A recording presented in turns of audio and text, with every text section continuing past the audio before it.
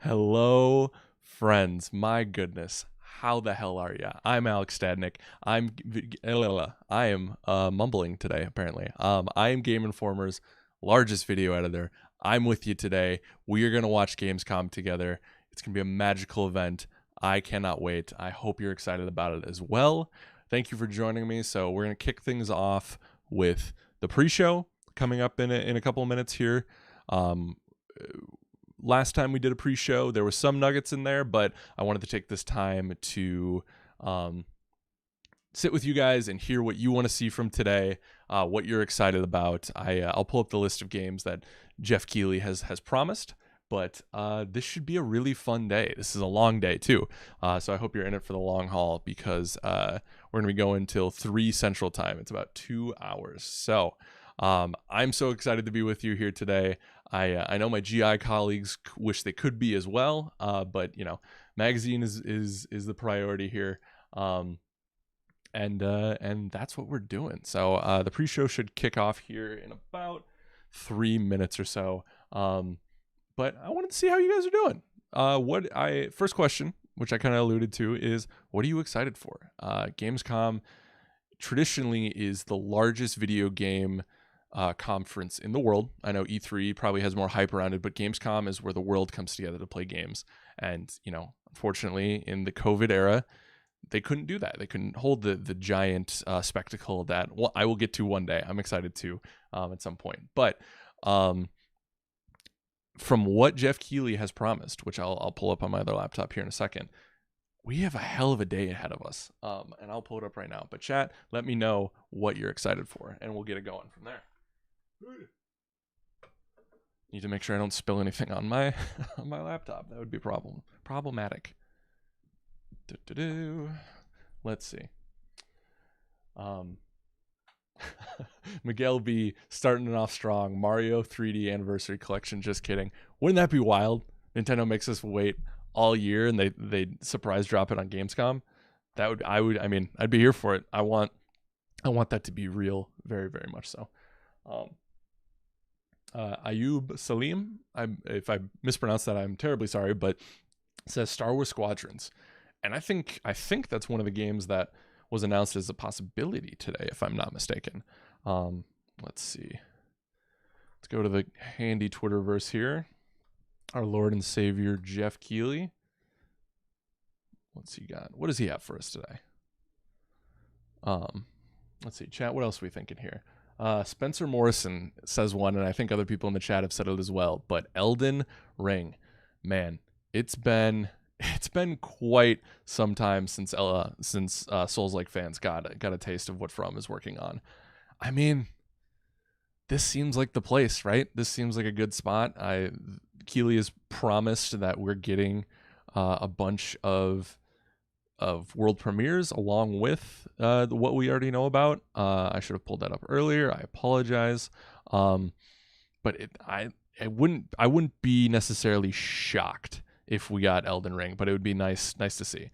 We know we're getting something else from Call of Duty Black Ops Cold War, which I'm excited for. That name, just they keep adding to it, and I feel like it's just gonna be this perpetual state of like Black Ops, Cold War, Vietnam, Super Secret Edition, and it's gonna go too long.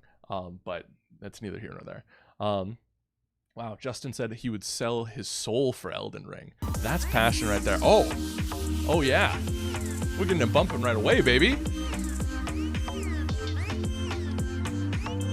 Chat, let me know how the volume is on that. I'll turn it down a little bit for now.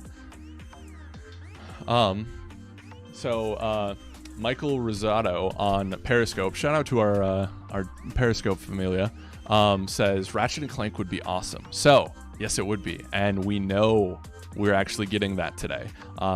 Keighley said that a PS5 demo for Ratchet and Clank is going to be on stage, whatever the stage they have made up for is. Let's see.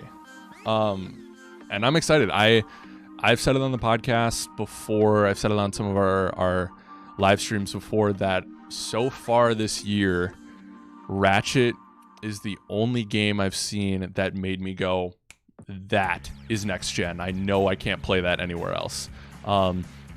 So like I want to see more from that. I want to know more about that, and I think Sony would save a release date for I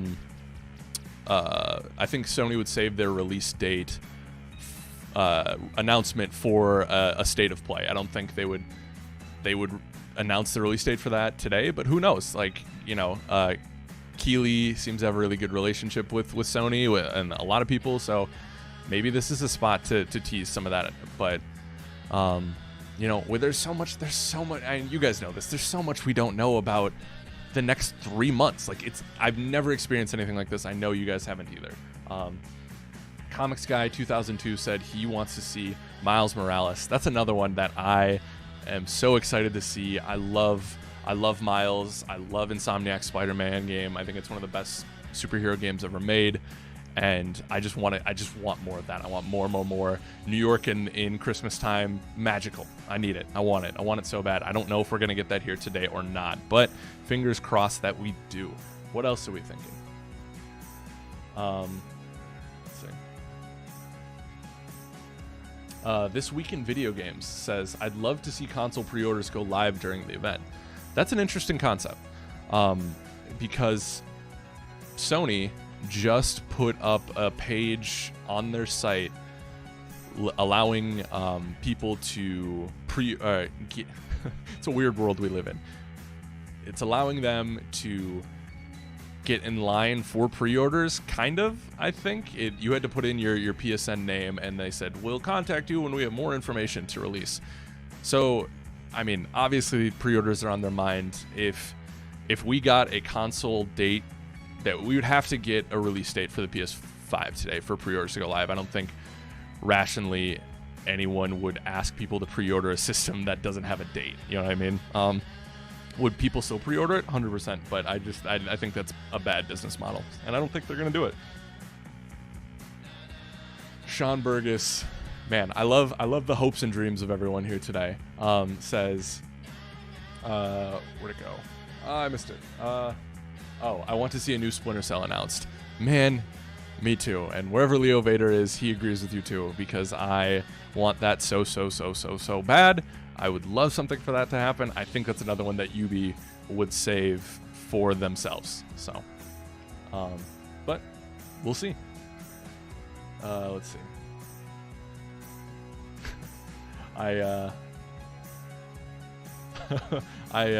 Lord Gamerson says the PS5 will bring world peace. Wouldn't that be nice? All it takes is a console to bring that around. I would love that so much. Oh, chat. I'm very happy that they put some music to this. We can get bumping together. Are we excited? Are we ready? We got about 9 minutes to the show. I thought they were going to be doing more of a pre-show, but that just gives us more time to get to know one another and chat. One sec. Beautiful. Jeffrey Bergmeyer says, still holding out for that Mass Effect Trilogy remake. Don't even get me started. Jeff, may I call you Jeff? You would see a grown man do wind sprints up and down my basement right now. I would absolutely lose my mind. It just seems like that's money on the table. You know what I mean? Like, who's not, as a fan of those games, who's not gonna buy that? And I don't know internally how EA felt about their EA Play live stream, if they thought it was successful, if it wasn't. But maybe if they don't have another one, I think they said they have another one planned, but maybe that's something but if they have another EA Play coming later this year, I would imagine, if that game is real, which I pray it is, that would be something to entertain at that point. So, what else do we have here? Heard on YouTube in all caps says Demon Souls remake and release date. That would be crazy. Like, I love the enthusiasm, chat, and I hope a lot of these are there too. A lot of them also seem like they're things that Sony would want to hold from themselves to generate that kind of hype. But who knows? Like, this could be we could get more Sony today than we're anticipating, especially if the Ratchet demo is here. They have some goodwill and a partnership there. So who knows? I'm excited. I think you guys should be excited too. Let's see what else we have here.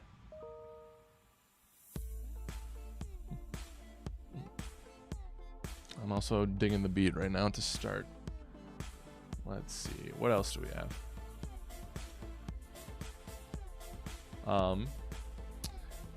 Ayub Salim again adds preferably an imminent release date for Lego Star Wars the Skywalker Saga. I haven't played a Lego Star Wars game in quite some time, but I know a lot of people love that, and it'd be cool to have all those games collected, especially as like, I feel like having that as a console release is nice to kind of fill out the checklist you need for launch titles, you know, Call of Duty, sports game, something for the kids or something for the family. Those games are great for families. I know I enjoyed them. So that could be that would be something that I wouldn't blow my shirt off by any means, but it'd be nice to see what that looks like on next gen and cross gen and stuff like that. So this week in video games says Fall Guys Season 2 should be interesting.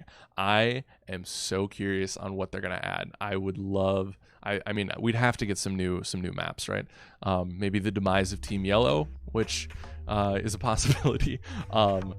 I love Fall Guys. That is my surprise of the year, and when I'm not playing it, I'm thinking about it type of thing. So I would love more from that. So let's see, what else do we got here? Dun, dun, dun, dun, dun, dun. Chat, I like your guys' suggestions today. You're feeling it, and I'm digging it. Cache My Memory says Diablo 2 remaster. Shoot your shot. You know what? Why not? That would be something else. Let's see. Hold on. Bear with me for 1 second. Okay. Sorry, I was just making sure everything was closed on my end. Let's see here. Doug Carter says the correct answer is Legend of Dragoon remake. It is fascinating to me what people are interested in for remakes. That's something that wouldn't cross my mind, but I know there's a huge following for that. I think I saw someone in one of our comment sections say like Legacy of Kain they would love back. I think that would be a really cool thing. Let's see. So I'm curious to see what this pre-show is going to entail too, because if it's like the one they did for Xbox, there's gonna be some interesting tidbits. There were some interesting games that they showed before that, and the Dragon Quest XI, definitive edition I thought was really cool. So I'm curious to see if we get smaller stuff like that. But like I said, hold on, I'm trying to pull up the list of confirmed titles, but Jeff Keighley, man of the people, he tweets a lot, so I'm going through his Twitter thread. I'm sure there's somewhere else on the internet that has it confirmed as well. But okay, here we go. So announced for opening night live on Thursday. Ratchet & Clank PS5 demo, which we've talked about. Fall Guys Season 2, Call of Duty Black Ops Cold War. I would imagine we get maybe like a gameplay slice. You know, if their big thing yesterday was the reveal, which I hope everyone in here who's interested in Call of Duty got a chance to actually play that, because that was an experience I've never had before in games, and that tension was so amazing. And if you're interested, we have the full stream that I did, but then we also have the cut down video if you want to just see my time playing Warzone to get the Black Ops reveal. It was amazing. But I'm hoping we get like gameplay today. That would be really cool. Destiny 2 Beyond Light. I am not a Destiny guy as much as I am a first-person shooter guy, but I know that's going to be big for a lot of people. Let's see, what else do we have here? World of Warcraft Shadowlands, another one that I haven't played in quite some time. Burning Crusade was the last expansion I got at launch, so you can fill in the gaps there. But very exciting nonetheless. Doom Eternal Ancient Gods. I would love for them to bring me back to Doom, because that game kicked my butt in all the right ways this year, and one of the tightest controlled FPSs I've ever played. So good, and I would love for them to have a sweet piece of DLC to bring me back in. Little Nightmares 2, which is exciting for the indie crowd, and for the VR folks, Medal of Honor Above and Beyond, which is I believe is Respawn's take on VR and in the Medal of Honor universe, which we haven't seen. Man, we haven't seen a Medal of Honor game in what was the last Medal of Honor game? I can't even fathom a guess at this point. So I mean, Leafy on Twitch says Half-Life 3. I mean, I figured those jokes would die out after after we got Alex, but I mean, that's another one. That's an Alex takes off his shirt and runs around the basement type of thing. I still haven't got to play Alex yet because I don't have access to a VR unit, but you better believe that when the pandemic's over and I can go back into the office, that's one of the first things I'll play. I'll probably have to fight like 5 people to do that, but I like my chances. Something like 26 says Airborne was the last Medal of Honor, I think, and I don't even remember what year that was. Let's see. Medal of Airborne. That looks like 07. Wow. 13 years ago. That is a long time. Does anyone, and not in a facetious way or anything like that, is anyone clamoring for Medal of Honor? Is that a series that you guys like or are excited about? I'm curious to know. I know I liked him as a kid when, like, you know when you're in 7th and 8th grade and they're starting to teach you about World War II and you're like, oh, this is really cool, I like this. That was kind of that era for me, and that's why the COD games were so cool back in the day.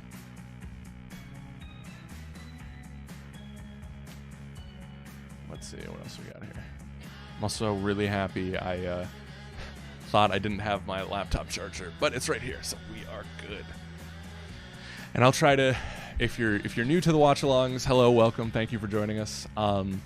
Very happy to have you here. I will try to shut up during the super important bits, and then blather on other pieces. So, and it looks like we're gonna get it popping right about now. 15 minutes before the actual show, so I'm curious to see what this is going to be. Welcome to the Gamescom Opening Night Live 2020 pre-show. I'm Kyle Bossman, and this is my hot and stinky apartment. Hello, Kyle. You probably have a lot of questions right now. I do. Like, who is this guy? Not that important. Is this the show? No. Just to be clear, this is the pre-show. This is you and me for the next 20 minutes getting excited about Opening Night Live proper. Oh, Kyle, we just did that. You guys can skip to the main show. Look nice. That one's got Jeff Keighley. That one's got a budget. It's going to be fancy looking. Not like this. And then you might be thinking, I do like his headband, though. Is the next 20 minutes just this guy with his headband talking to me about stuff? Do you like the headband? No. It's going to be some of that. But most of the show is trailers. We have world premiere trailers right here for the pre-show. If anything, my job is just to smile at you and fill time in between trailers. In fact, we should. Wait, no. That's my job. With a trailer, we'll talk about Opening Night Live. It's going to be big and fun and awesome. But I feel like the best way to kick off a pre-show is just to get right into one. Our first world premiere trailer is a game that was just announced earlier this year at an Inside Xbox event from Bandai Namco. This is Scarlet Nexus. Oh, interesting. Cool. All right, they're getting popping right away. Let's see what they got.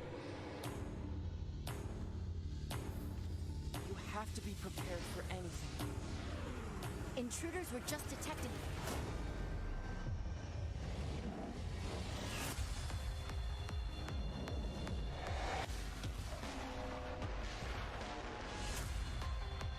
We have to work together.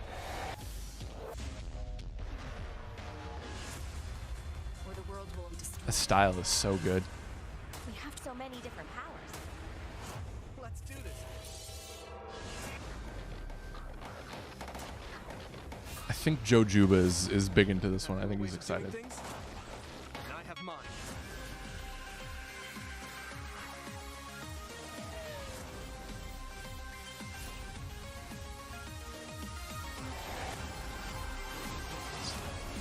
Chad, I turned it up a little bit. Let me know if that's better.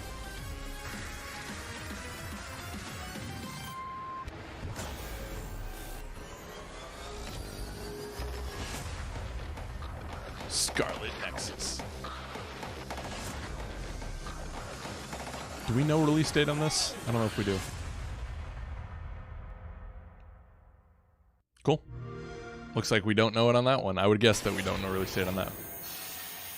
If you're just now joining World us, this premiere. is the Gamescom Opening Night Live 2020 pre-show. That was a trailer for a video game and not an anime. And I'm Kyle Bossman, not important. For the next 20 minutes, much less than now, we are counting down the minutes until the big show, Opening Night Live, in which you're going to get fresh looks at Fall Guys Season 2, Destiny 2, Call of Duty Black Ops Cold War was just announced yesterday. We're already getting to see more of that tonight. Lots of things to see. Cindy Goodman from IGN is going to be giving out the Gamescom awards for Best PC, PlayStation game, Best Xbox game, as well as talking about some brand new shows from IGN that they are debuting this week at Gamescom. Lots of stuff in ONL. It is going to be a chunky, thick show. Yeah, but if you're just joining us, it is time now. We're on the pre-show now, but Keighley's pronounced the game next that we're going to see. It's called. Has said 2 hours of content. And parents, let me warn you now. It's time to put the kids to bed because it's about to get scary as hell in here. I don't care if you're in the Western Hemisphere and it is the afternoon. Put the kids to bed. I applaud his restraint on that one. That was good. Let's see. If this is too spooky, I'm out, chat. Yep, nope. Oh, I thought the stream cut out. I was very scared. Finally, we did it. Zangmaster says, Alex, you should play PT on replay one day. Oh my god. You recovered. Maybe when the new consoles launch, we can talk about it. I haven't done scary games on stream yet. The answer to all our questions.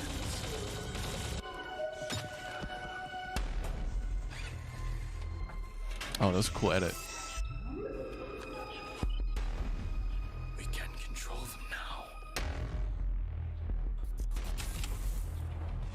John B says Dead Space. I wish. I think that's wishful thinking. Use them to travel the stars.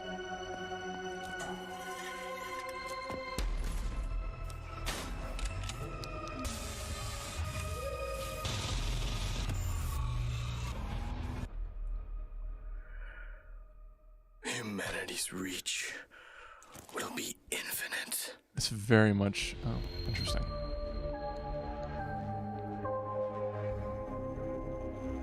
Lines like that make me wonder if it's more than just the crawling the spaceship type of thing. I wonder if they're gonna get into some, maybe not No Man's Sky territory, but like a little bit more We've got open a lot and free more ranging. world exclusive trailers to go, more pre-show to go, and interview. B with says the Jeff Keighley. shotgun Next reminds up, me of the new Prey. we have Yeah, I got a those car vibes a little brand bit. Maybe a little synonymous like Doom with 3 racing action. and innovation, and a key partner of Gamescom for years, Ford. They're about to exclusively reveal the first ever car made with gamers for gamers. Check it What? out. Ford knows racing. In 2019, we brought I'm our curious love to see of what's racing to happening gaming, here. And Team Fordzilla was born. And that was just the beginning. In May, we launched Project P1 to design a car in collaboration with gamers for gaming. This project was a global first, and our designers... I don't think let I've their ever heard any imagination of my go wild. gamer friends So on to or our anyone go first like, global man, announcement. Please I could really welcome use a our car first ever Team based on Fordzilla video games, Project but we'll see. P1 model. You know when you look at something and you already know it's too expensive for you? That's the moment I'm having right now.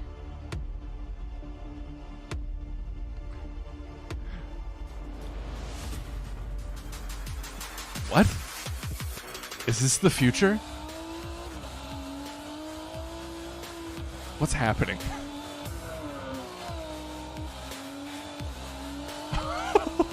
What's going on? Oh. This is what happens when you stream the pre-show, folks. And now our second global announcement. You got us so excited with Project P1 that we are now committing to make a real-world version of this groundbreaking car. I must have missed this. If I didn't have games, I'm I think confused I on guess I what would that just be was. writing a lot more. Video games and writing Hi, are Lana. absolutely my two favorite passions, and I just managed to combine them into a job. So I feel like, honestly, I probably would have. Chat, finished a I'm as couple of bewildered books. as you are. If there was no game, But- what else would I do? I mean, I like tech, but you need to do things on the technology. And so if I can't play things, Alexander Griggs says this is surely an affordable car for the average gamer. Like, was there a game that they pulled that from? I guess I'm confused. I don't know. Probably would start to game. I think I will try something to put some smile on the face of everyone. We like smiles. I'm here for smiles. Watch a lot more movies and read more books and get bored. I miss movies. Welcome back to the Opening Night Live pre-show. I miss the theater. This Not is enough to go back, only though. the second year of ONL existing, but I think it is safe to say that this year's will be unconventional. So to tell us what to expect from the show this year, please welcome Jeff Keighley. Jeff Keighley? We're now joined by Jeff Keighley, host and executive Jeff, producer you got of Opening Night Live. a show to host. I don't know if you know that. I'm doing great, Kyle. How are you? I'm doing okay. So back in April, Gamescom said we're going digital this year. When did you start thinking about ONL and how that's going to look? Well, we knew last year we were going to do another ONL this year because it was a big success. But yeah, we had no idea what format was going to take. Marco A says, "Where is Kojima?"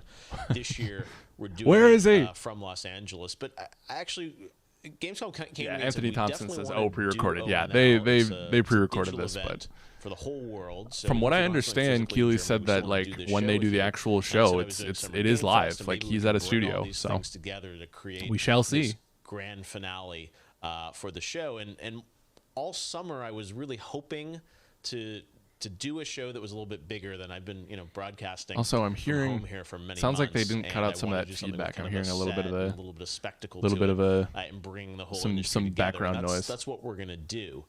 So is it going to be just as long as a regular show? Hopefully, it's Yeah, not on my we end. have like 2 hours of stuff to show folks from across the industry. Like the big stuff, the biggest games out there, like Call of Duty, and then a lot of really, interesting titles. Of course, we're gonna have some amazing next gen stuff. in the show. And Fall Guys Season 2, which has become a thing over the past couple of weeks. So it's really fun to have like the big and the small and the surprises and next gen all blended together. But yeah, it's a full blown show, 2 hours. Is it going to be just back-to-back trailers, or are you going to do some interviews and demos?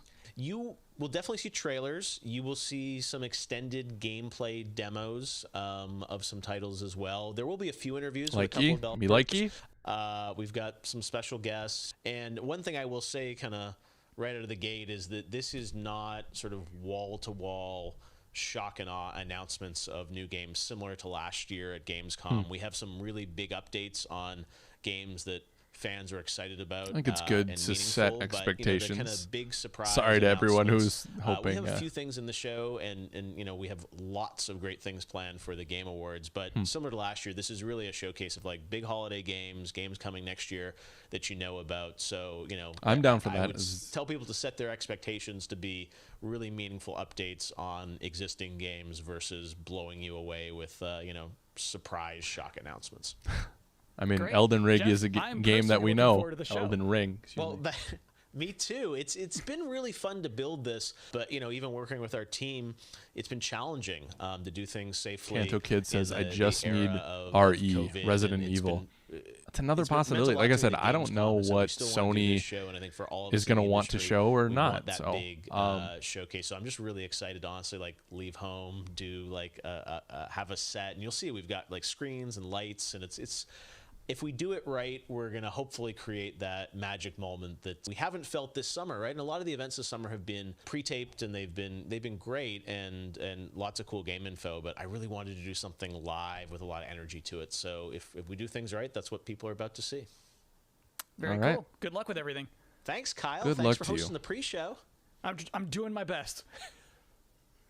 Chat, we're seen all a on the couple same people page say about what just happened, something went that was down. Let me know basically an if it's interview back. with my It looks like it's boss back on my using end. questions that I mostly already know the answers to. So considering all that, I think that went pretty well. Next up, we do have another world premiere trailer, baby. Vroom vroom honk honk for Dirt 5. All right, get something for the racing folks. I can dig it. Cool. I'm glad that everyone seems that everything was fine. So, or not everything, but everything's good now. During the pre-show, life is good.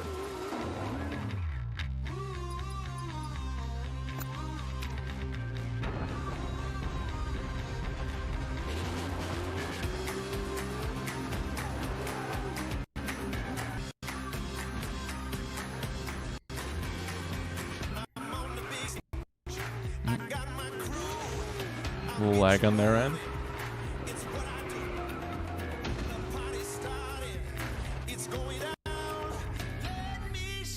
A little bit of clip in here, but nothing too bad. Anyone a big Dirt fan? Chat, let me know. I've never played them, but I think Matthew Cotto, formerly of GI, was a big fan of these games.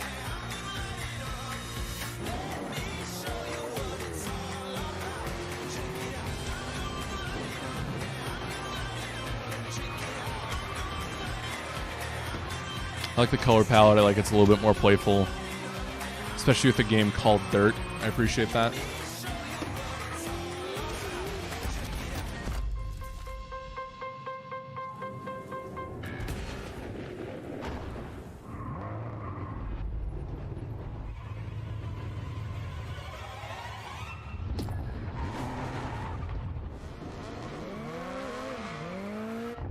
All right.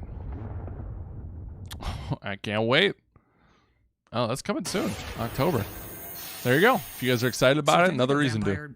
Bit a car and sucked out gas. To be continued. Kyle. It is now time for the part of the pre-show. There we go. Kyle, you silly goose. Reading your live comments. I see them right now. Everybody's blowing up, demanding Kyle's 10 reasons to be excited for opening night live. Well, let's kick it off. Reason number 10 to be excited for opening night live 2020. Feeling excited for next gen again. Number 9, Jeff Keighley wardrobe reveal. Oh, it's a good one. Number 8 reason to be excited for opening night live 2020. Destiny trailers are usually pretty good. Number 7, it will mean this pre-show is finally over. Number 6, Call of Duty Black Ops Cold War. Number 5 reason to be excited for ONL 2020. Shadow drops. Number 4, Fall Guys Season 2. Number 3, reason to be excited for ONL 2020. Actual gameplay from a mysterious PlayStation 5 exclusive. Ooh. Number 2, everything else in my life sucks right now. And the number 1 reason to be excited for opening night live 2020, Jeff Keighley said it's going to be good. We have one final world premiere trailer to show off. I mean, and this that's enough to get hyped. Announcement of a Switch version of a popular game from 2018 that can only be described as dinosaursy. Enjoy. What be this? You think that things are going to turn out different? Jurassic Park World or Jurassic World or whatever? The ones before you did too. Because they believed that they were in control. And control... Sling Gaming. Well... Or Sling... Here's the thing. Says Elden Ring? No, not Elden Ring. Sorry. Desperate for it. We are seduced by it, but we never really possess it. God bless you, Jeff Goldblum. You see, life can be Jurassic tenacious Evolution, Canto Kid says. If you're into these games, this is awesome. I feel like that fits really well on Switch. Also, there goes our monetization because there's no way we can play the Jurassic Park theme song. Oh well. Life's not about money. Yeah, kind of is, but anyways. November 3rd, pretty soon. Oh, he's so cute. Oh no! Oh, see, bye. Available to pre-purchase. That's it. That's all we have for you. All right, guys, here we go. Pre-show is almost over. Kyle, thank you for hosting this. Beautiful. 15 seconds, guys. Here we go. Main show coming up. We're gonna hit it hard. I really hope so. Some things we've probably never heard of before. Okay, so they did confirm it's Ratchet. It's gonna be a very good show. I'm personally excited about it. Me too. And you guys should be. Thank you actually for putting up with my nonsense for the last 20 minutes. It is appreciated. But seriously, enjoy the show. And we will. Chat, here we go, baby. Let's get it popping. So what's the plan? Time to take control of our world. A little cyberpunk when we there? feel out of place, disconnected, and divided. There are always repercussions. Flipping a little bit, but hopefully they get it going. All right, I'm going in. To be heroes? What we're doing here could change things forever. Tonight, we bring the world together. You're with us now. We celebrate who we are. Yes, it's Those Gears Tactics. I would love if they brought that to Xbox. Announce that today. I'm with you every step of the way. The future of gaming. Welcome to Gamescom Opening Night Live.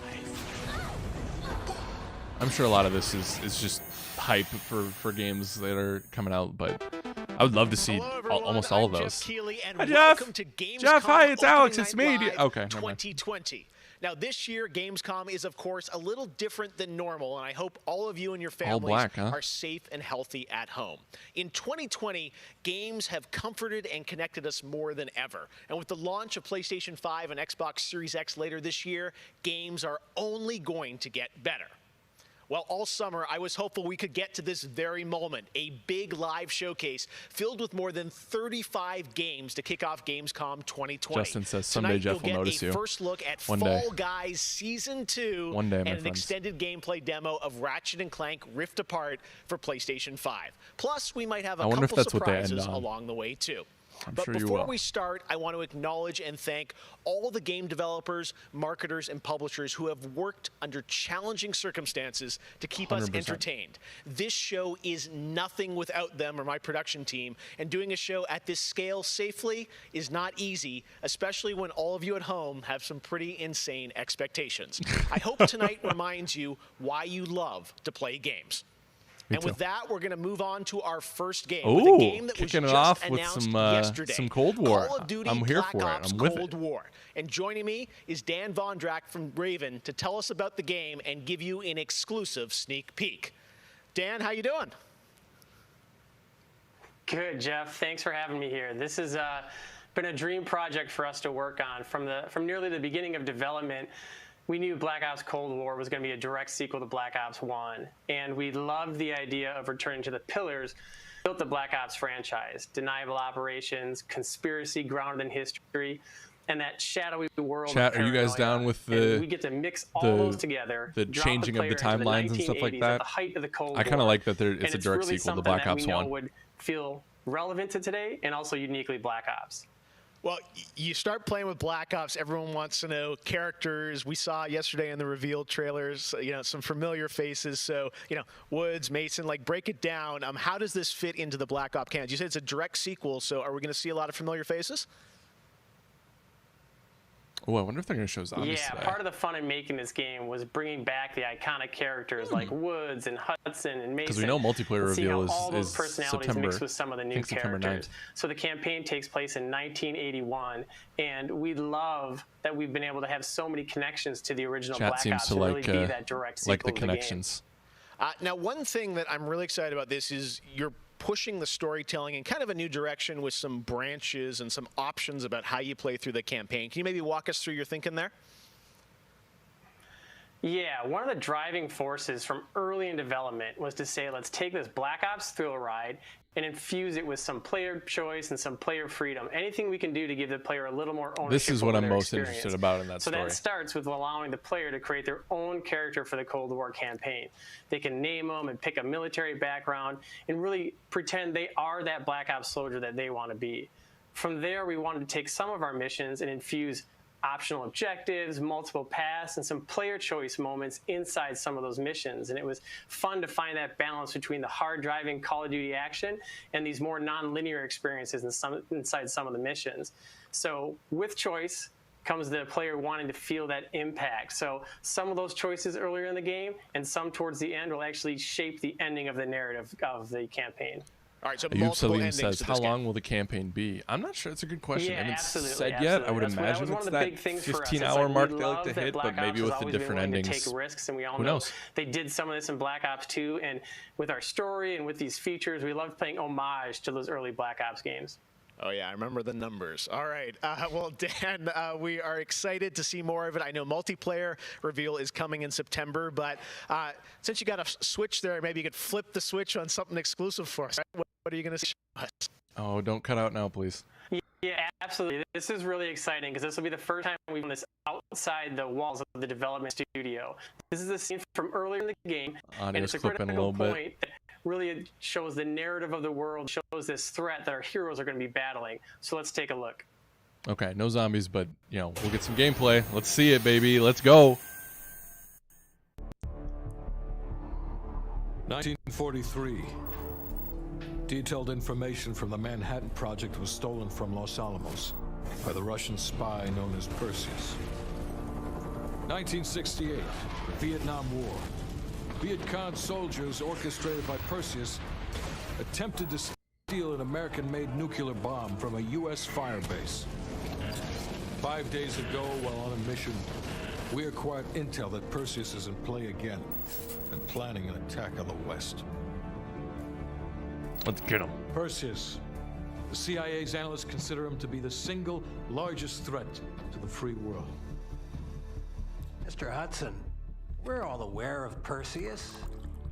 We're also aware he's more myth than fact. I mean, personally, I think he's nothing more than the Russian boogeyman. General Haig.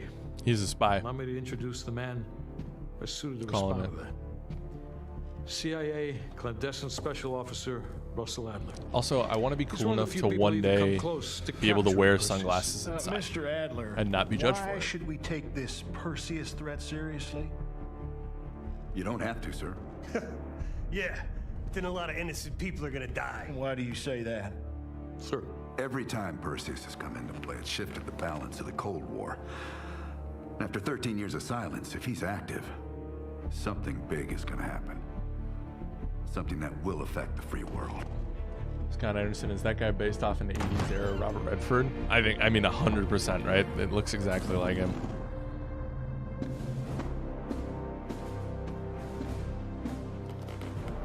Mr. President. Sir. Mr. President. Mr. President, this is Jason Hudson and Russell Adler. I know their names. Who do you think approved their last mission? He is like... Is the threat real? The uncanny valley is real with him. Can you stop Perseus? We can, sir. I've already submitted the requisition for my team. Sir, their requests are highly irregular, most likely illegal. If the press gets a hold... What the hell are you talking about?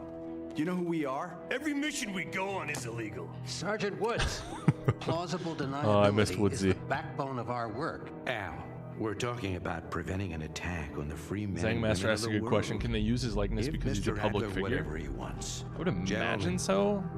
We've With been being a given president. an important task. Protecting our very way of life from a great evil. There is no higher duty. There is no higher honor. And while few people will know of your struggles, rest assured, the entire free world will benefit. I know you What if Ronnie's a double agent? That would fit. That'd be interesting. I do love this era because of... Oh! No gameplay? Tonight we have some new No game gameplay. announcements Okay. for you guys as well. I was hoping including for this one, a cut of the new game. That's kind of a next-gen bummer. narrative action Oh well. adventure game from On to the Reflector next one. Entertainment in Montreal. It's called Unknown 9. The game tells the story of Haruna, a woman raised on the streets of India and haunted by visions of her own death. Haruna struggles to understand her mysterious innate abilities to manipulate the unseen. Check out this first look. World premiere. What do we got? What do we got? What do we got?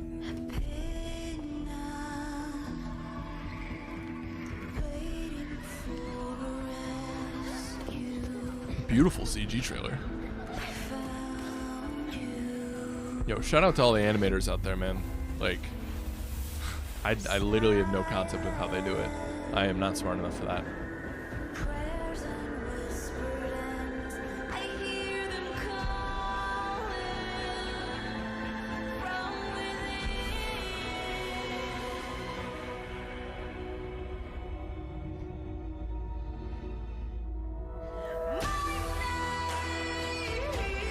Yo, real talk, I've always wanted to do that as a kid. Not because I was worried someone was going to hit me with a stick, but just to be, like, better at sports.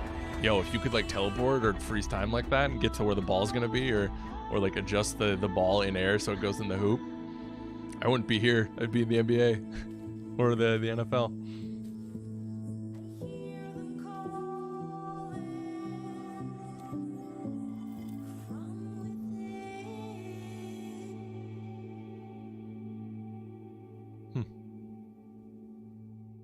Interesting.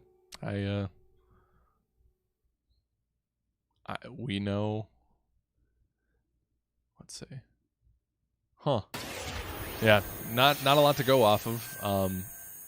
Kind of looks like a Team All right, Marvel let's get type to of the thing. gameplay. Ah, This year's gameplay. biggest games has been Doom. Doom Eternal. Doom. Tonight we've got an exclusive first look at the campaign expansion called The Ancient Gods Part 1. Check this out. Oh, you don't have to tell me, Mr. Keighley. I'm here. Finally get some gameplay.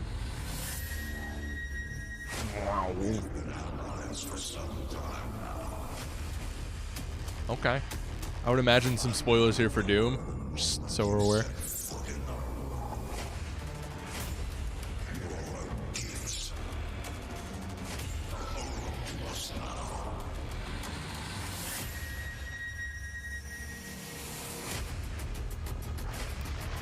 God, this game's so beautiful.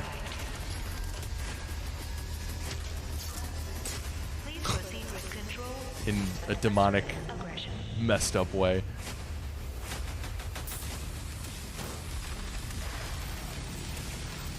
Ooh, I like this world.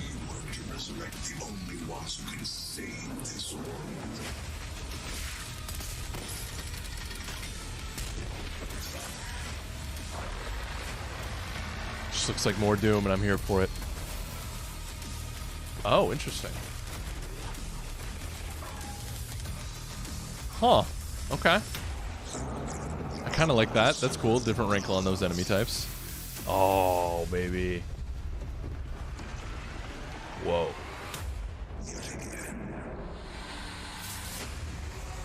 Yep. I'm interested. Yep. Nope. Now I'm not. Oh, I hate. Oh my God. Nope. Now I'm out. 2 Marauders? Absolutely not. That's a no. It can't be done. It simply can't be done. 2020 marks the 25th No, anniversary of a legendary game studio, BioWare. Tonight, Casey Hudson and the team wanted to give everyone around the world a little taste of what's next. Casey, over to you. It's got to be Anthem, right? Hey, Jeff. It's great to see you again. You know, 6 years ago, we were on the stage with you at the 2014 Game Awards, accepting the What Game of are the Year you for about to Dragon Age do? Inquisition. And since then, we've been imagining new ways to use next-generation technology to bring the world and characters of Dragon Age to life. Okay, We're that's still the in Dragon early Age thing. production, but we thought it was time to give you the very first Which is so look cool. at how BioWare's passionate team of developers are crafting this very special game. They're hitting the Dragon Age drum hard. Let's see. I think this is just going to be like, it's going to be on people's screens and stuff like that, but I could be wrong. For a really long time, so I've got to see it grow up and turn from a company of 35 people to a company of more than 300 people. There's amazing people in the industry. There's amazing stories to be told with other people. I love that character so much. We're very experimental here at BioWare, so we're always coming up with new stuff. We're always trying to improve, innovate, Holy and bring beard. new characters to life for our players. What a and fans beautiful to enjoy. man and a beautiful beard. Wow. Okay, a little concept here. The world of Dragon Age really has got it all. It's got frontier stories, it's got mystery, it's got hard-boiled detective stories, and of course it's all wrapped up in kind of a fantasy setting. Chat, are you guys Dragon Age Like fans? you're the hero in the Dragon Age world, and you're saving people. Dragon Age to me is a wonderful world to play in. I am really excited about the future of Dragon Age. This is an original world, original flora, original wildlife, original architecture. That makes it fun to explore and discover.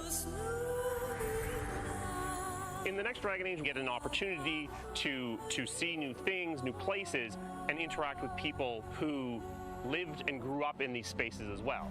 Interesting. For the game we're working on now, we want to tell a story. What happens when you don't have power? What happens when the people in charge aren't willing to address the issues? The things that you can expect Can't in the imagine next what that's like. installment are going to be stories that focus on the people around you and the friends and family you make. Something that we'll be able to look forward to in Dragon Age is a It's really Van close Aken says this is relationship really well with shot, game and I characters who really wholeheartedly become agree. real for I'm you. digging the production value of the To shooting. be loved or hated. One of the best examples of that is Solus. Half the community wants to kill him, half the people want to marry him, then another part wants to do both. They call me the Dread Wolf. What will they call you when this is over? BioWare and EA Cool. has been one of the forerunners in using motion matching technology, and that makes it way more realistic when you're looking at the characters and the way they walk. Diago and move Roa and says, "Yeah, interact in the Solus." world. Players want that suspension of disbelief that this wonderful collection of digital pixels is actually a living, breathing soul. No, it's okay. That's the good kind of rumble. I actually design bosses. I help with the creature design team as well. That's So such I a do cool all job. The big threats that you have to go up Ugh, against. spider. Ugh. Nobody dies on my watch. For the Wardens! Choice is a He's big got a really part good of voice. what Dragon Age is as a franchise. The decisions you make can affect change in the world. Decision making can mean that a party member lives or a party member dies. And it means owning your outcome and reactivity to the choices that you do make. I just love the possibilities that Dragon Age offers us, and I'm excited to explore a lot more of them. To me, that potential is what gets you up in the morning. It's a fantastic opportunity every time. All right, there you go, guys. A little Dragon Age love for you. Not a series I'm familiar with, but I know people love it. I think it's a little bit more than I thought people thought they were gonna get. A little Back to the Future. What's going on here? Great Scott! I think there's been a serious miscalculation. Wow, wait, you're, what's his name? Back to the Future. I'm Emmanuel Brown, doctor of physics, not of medicine, and certainly not that I think quack from Rick he and knows like what he's even doing. Yeah, it. we know who you are. That was good. That was well I done. did come back from the future to this precise moment on August 27th, 2020, because it's imperative we launch Surgeon Simulator 2 right now. And what exactly do you have to do with Surgeon Simulator? What's happening? Also, In the Jeff, your foot's on mid-20th fire. century, some friends of mine from Shire University invented a state-of-the-art medical training facility, otherwise known as the Surgeon Simulator Training Program. Now, 70 years Looks like later, the we Dragon Age fans are digitized the excited for what they saw, which is good. I'm It's glad you guys are. unbelievable. I know You can it's, access that the game's got to be program like what, through your 2023, computer, 2022. medically It's got to be a trained ways on out. the But comfort of your keyboard. And it's available as of Great Scott, this very moment. Tonight, I want to world premiere a few examples of some of the incredibly successful test subjects who have already completed the course.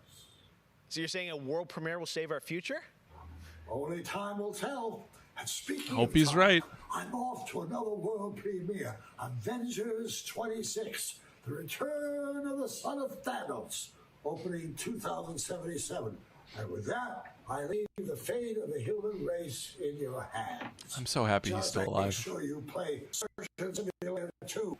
Now, doctor's orders. Scott Anderson, what was the over/under on Christopher Lloyd showing up tonight? If you took the under, or if you took the over, you're a billionaire at this point. Also, not to be this guy, Doc Brown's not a medical doctor. I don't know. That's a weird combination, but you know, it's good to see that he's still kicking. Jesus Christ! Put it back! He's perfect! We saved it! Yay, Surgeon Simulator fans. Unless there's more back to the no. That's okay. That's it. Doc Brown introducing Jacksepticeye playing Surgeon Simulator. Kanto Kid said, "Oh, Opening streamers night make me live." want to play All right, it." well, if you thought I that crossover I don't know if you're being was kind of facetious or not. crazy, wait until you the get a amount load of fun this that they next had game made announcement me that interesting. I don't think anyone probably saw coming. Check this out. Oh, I didn't see that one coming. Let's see what do you got now.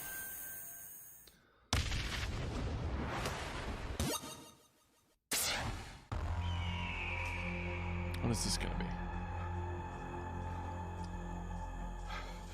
Looks like old Napoleon Dynamite.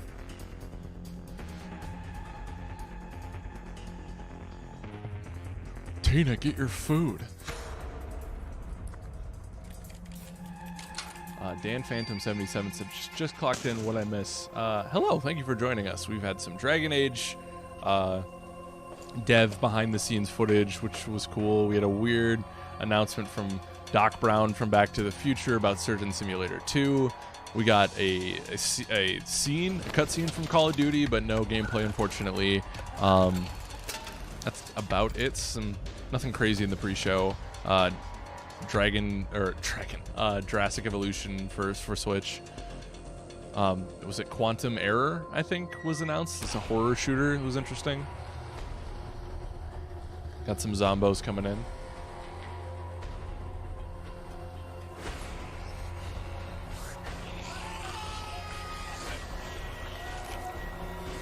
What is going on? Bridge Constructor, The Walking Dead.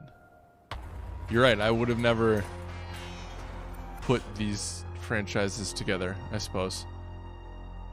Coming this year for people who are excited about it. He's right, I wasn't expecting that. Tonight is just the start of Gamescom 2020. Over the next 3 days, there are more streams Sorry from to burp into the IGN mic. and Webedia with in-depth looks at games, a digital cosplay contest, and some special new shows just for Gamescom. Your portal for all things Gamescom this year is Gamescom Now, which you can check out at gamescom.global. Now, Chat, how are we game feeling you'll so hear far? more about later on IGN's post-show What do we is think? this one, a return Like to see a of little two bit more classic heat, but- characters that I love. Check this out. Man, that BioWare thing, I was so ready for it to be Mass Effect and it wasn't, but that's okay. In a world gone strange. What we got here? One elite force stands against the darkness. Oh, is that But even Sam they and could Max? use some help. Here, slip on this little Sam bead and for Max. effect. Sam, I'm blind. Oh, hello, miss. Is we getting a little VR action?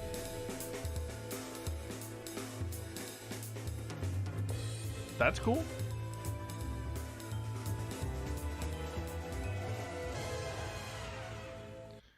Connor The Lane, return thank of you for the Sam and support. Max. Yes. Hey, all right. there you go. And now it's time to say hello to my wonderful co-host for ONL from IGN. Please say hello to Sydney Goodman. Thank you, Jeff. What's Hello, up, everyone? I'm Sydney. Sydney Goodman, and I am thrilled to be here. Gamescom is always John such B a says I'm fun not event, familiar and with that throughout the game. show Yeah, I tonight, didn't I'll be play telling the you Sam and Max about all games, the but I know different they have ways that IGN is a involved in big this year's following. festivities. But first, I have an award to announce. The winner of Best Nintendo Switch Game is Little Nightmares 2. Huge congratulations. Like I Okay. said, IGN is going to be here for all of I guess Gamescom I'm- with great shows such as Gamescom I guess we'll see Studio, it, but where you I'm can find me and my confused. co-hosts for Is all that day just like long the best games of content, Gamescom awards? interviews, dev talks, and more. Plus, we have Gamescom Awesome Indies, the show with and for Zen Cage indie asked, developers. does That Gamescom premieres include this Nintendo Saturday, games? I August think 29th at saying 7 Little p.m. Nightmares Central 2 European time, is so be sure the to tune in for Switch more game of the announcements week and or whatever, special or of the show, And now, let's means go that back we're to not Jeff going to get for anything our like next big world Nintendo for Switch. But cool, I'm excited to see Awesome. it. Thank you so much, Sid. We are so excited to see what's in the Gamescom studio and also Awesome Indies. And I'm going to be on the Daily Show tomorrow, so looking forward to that. Maybe it's an indie All right, focus. well, on to our next game. In the next World Oh, of Warcraft here we go, WoW expansion, fans. players will journey beyond the mortal world of Azeroth to a place where no living soul has set foot before. The Shadowlands, the afterlife of an entire Warcraft universe. The infinite realms of the Shadowlands are watched over by different factions, known as covenants, each holding dominion over a different aspect of the afterlife. And depending on how someone lived their mortal life, they may end up as part of one of these covenants when they cross over into Geek the Sparty says, what about Miles Morales Today, gameplay? we're excited to give you I wouldn't get your hopes up on that one, my friend. noble and pure Kyrian covenant from the realm of Bastion, who are charged with carrying the souls of the dead into the beyond. So sit back and get ready for the world premiere of Bastion, the first in Blizzard Entertainment's new 4-part series of animated shorts. Oh, I was like, the Overwatch character? The video game? What Bastion are we talking about here? I feel like that has to be just an SEO nightmare. Maybe if you put WoW in front of it, that'll help.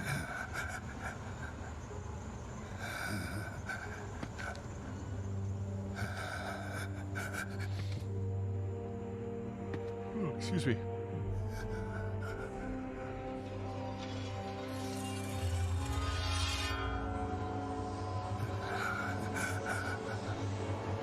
In the chat, you guys still playing WoW?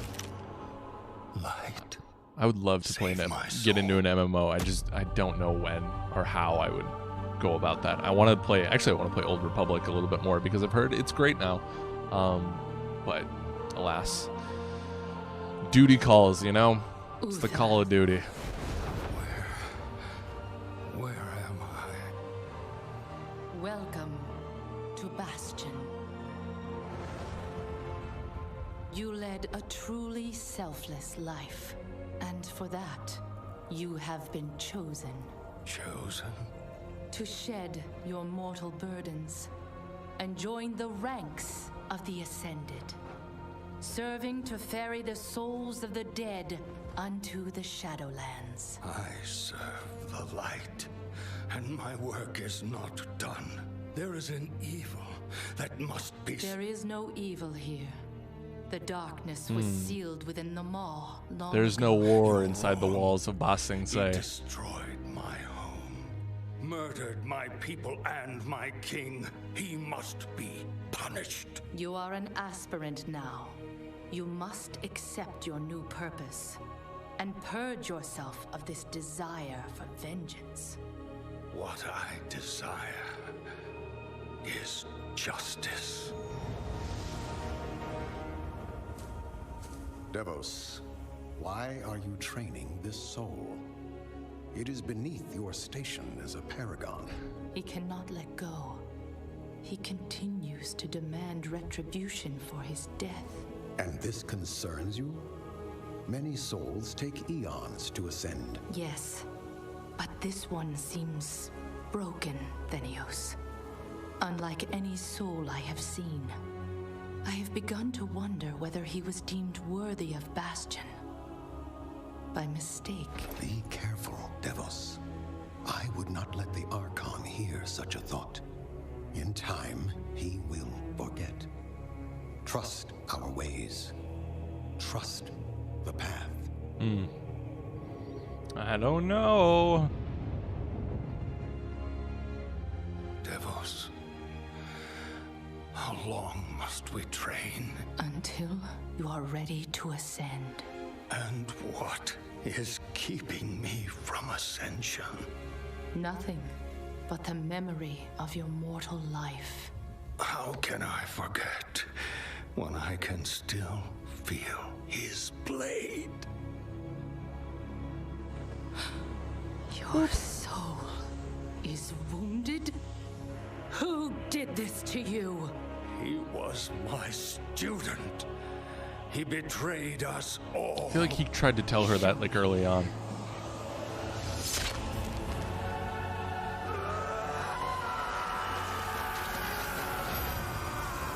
Oh man.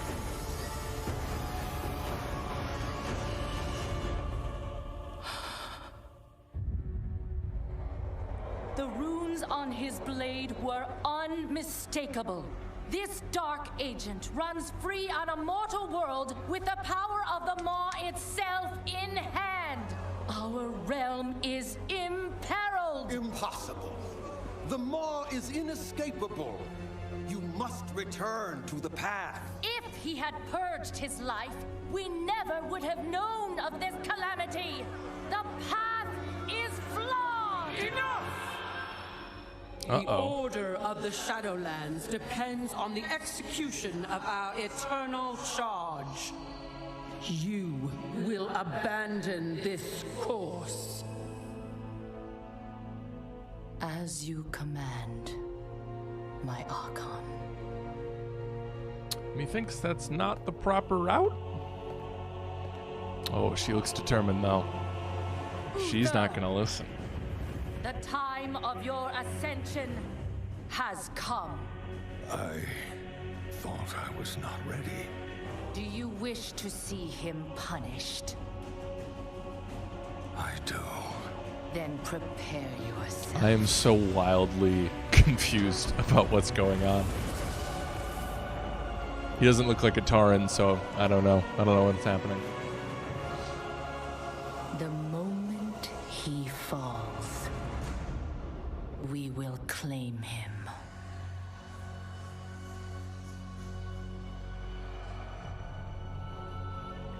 Good. Justin says I'm big into WoW lore, so this is definitely appealing to me.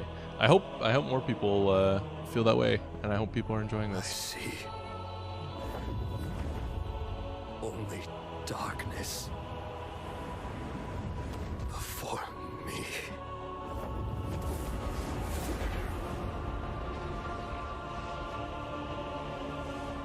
Now, cast him into the maw. Return him to the darkness he served. His eternal suffering awaits. He was my student. Remember what he did, and take your vengeance. Not vengeance. Justice. Abe Froman 3 says, I have no idea what's happening, but I want to watch this on Netflix. It seems interesting.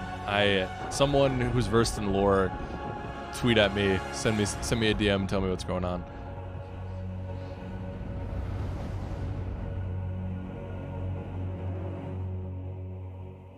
There you go. I'm not sure. I think that's coming out this year. Shadowlands is, I guess, I don't know where things lay with the exclusive look at Bastion. with now, COVID. We know but many of you can't wait to experience Shadowlands, and our friends at Blizzard want you to know the wait is almost over.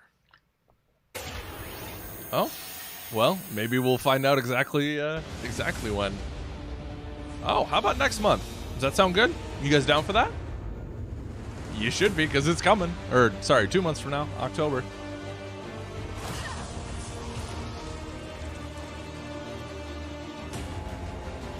It is wild to me that an art style that they picked, what, 16 years ago? I think came out in 03 or 04, still works this much longer. You know what I mean? It's not, you don't need a just rockin' PC to make it work, but like, it still looks good.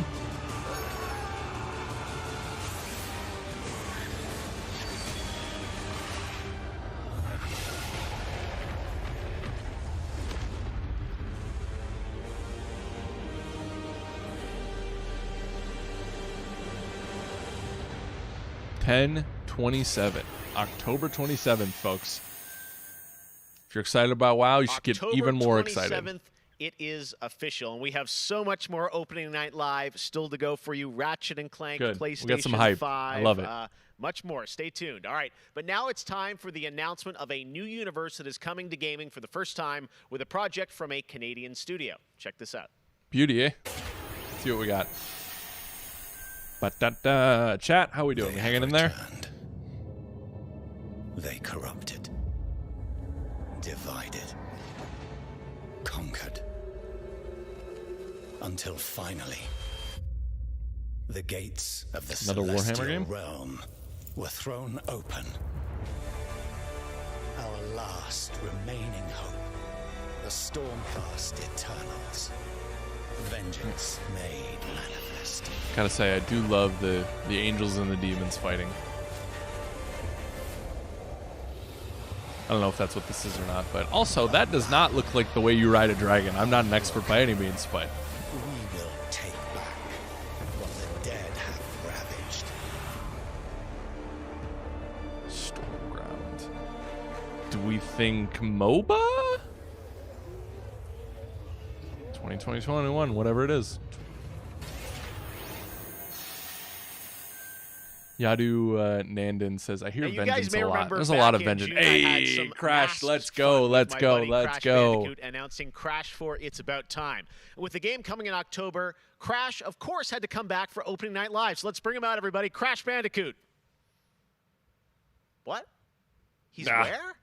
He goofed us. He goofed on us. Oh, what's happening? Crash, what are you doing?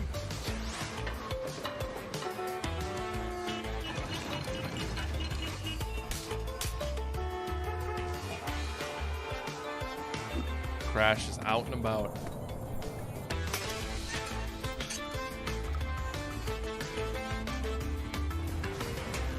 Oh, I miss. I discovered my love of scooters last year when I was in Austin, Texas, and I was so ready for scooter season to come to Minneapolis, and alas, there was no one to scooter to, so. And I wouldn't want to touch one of those things right now.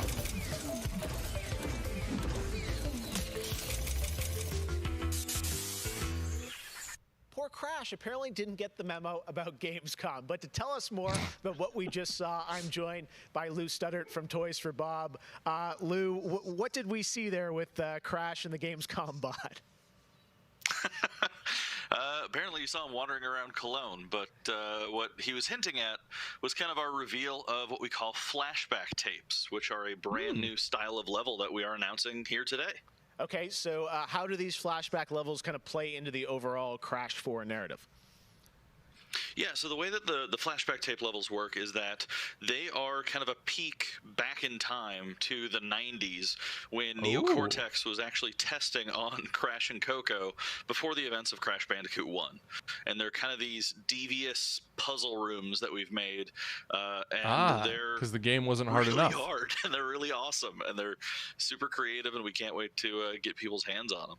Yeah, no, that already looks like I'm gonna hate that. And that was a challenge. So because I I'm can't bad at it. imagine how nefarious these are. How are they going to be sort of integrated into the game? Are they optional, like offshoot stuff, or how do you get to them? Sure. So players actually have to collect the flashback tapes in the levels themselves. They're an object that they can pick up, and to actually Where's the pick Crash them up, they have to chat? reach them. Let me know where you guys at with this game. I'm excited. I got to play the demo of it, and it's really fun. Very hard. So players have or to I'm just bad at it. reach Regardless, these I think objects in the people are gonna level, really pick like them it. up, and then once they get them, they'll get access to these unique levels. So beyond the pure challenge, what other fun? How are these fun for players to kind of experience, and what do they get to do in them?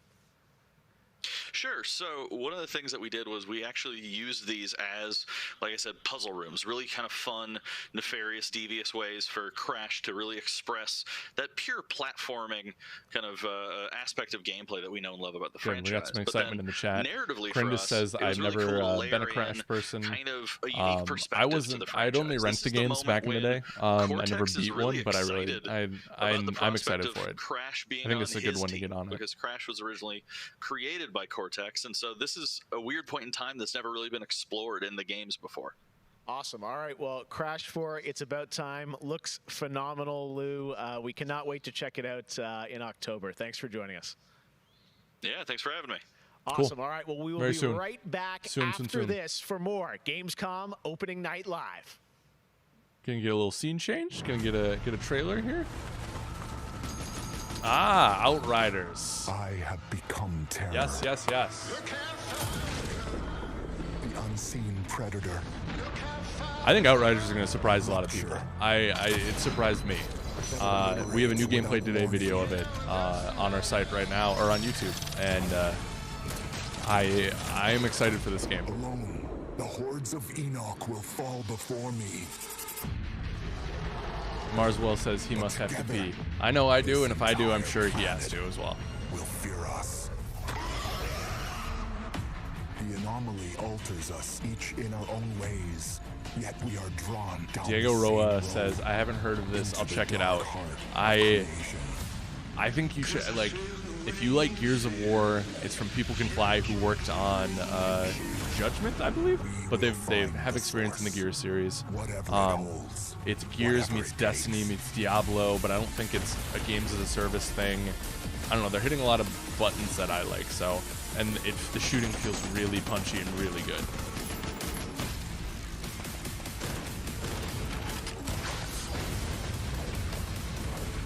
Dan Phantom says the color palette seems so moot.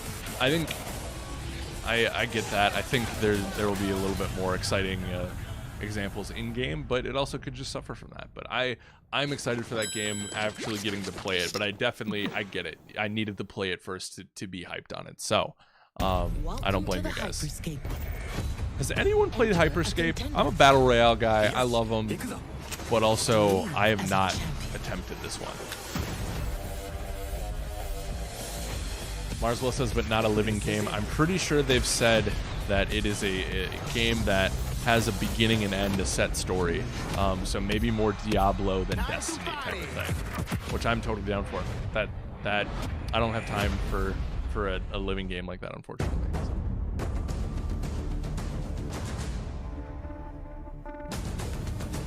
Yeah, Geeks Party says not too bad. I think I've heard a lot of people echo that same sentiment of like, Hyperscape is good, nothing crazy, but this looks like Super Mario Strikers, and that is interesting to me.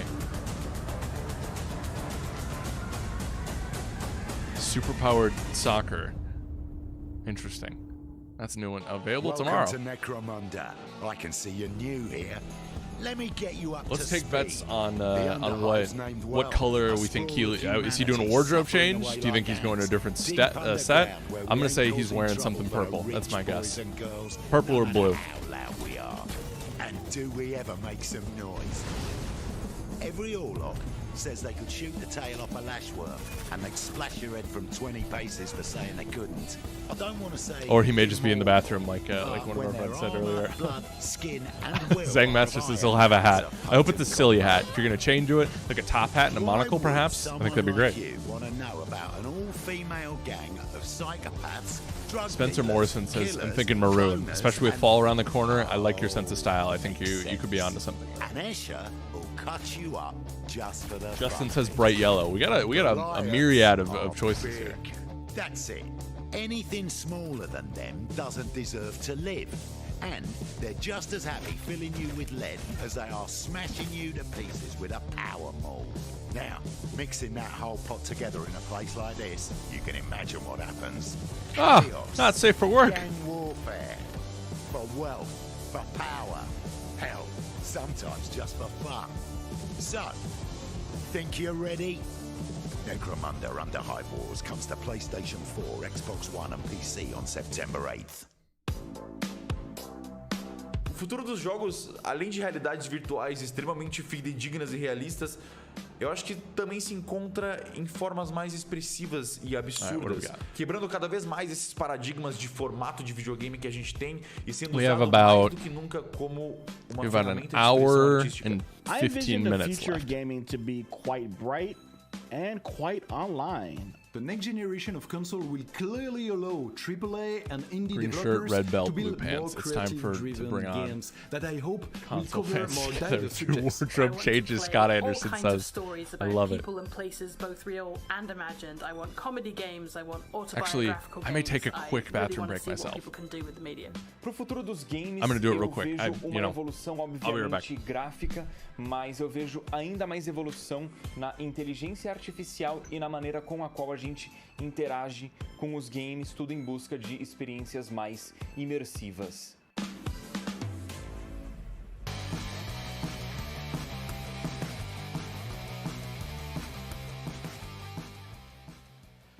You know, one of the things I love about opening night is that we can show you the biggest games in the industry and also smaller titles that should be on your radar.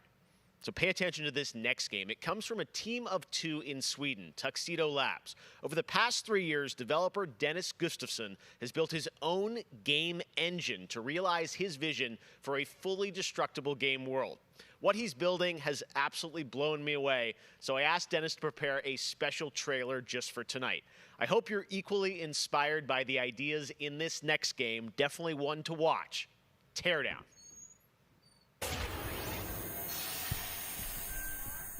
World premiere. Clean hands, by the way. Wash my hands. Nick says, no, Alex, come back. They're announcing Mass Effect 3 trilogy. That's mean-spirited.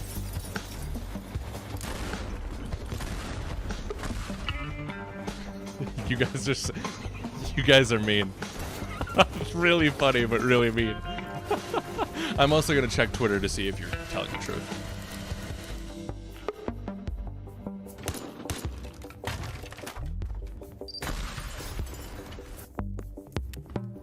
This looks wild. Minecraft, like, on, like, adult mode, it looks like?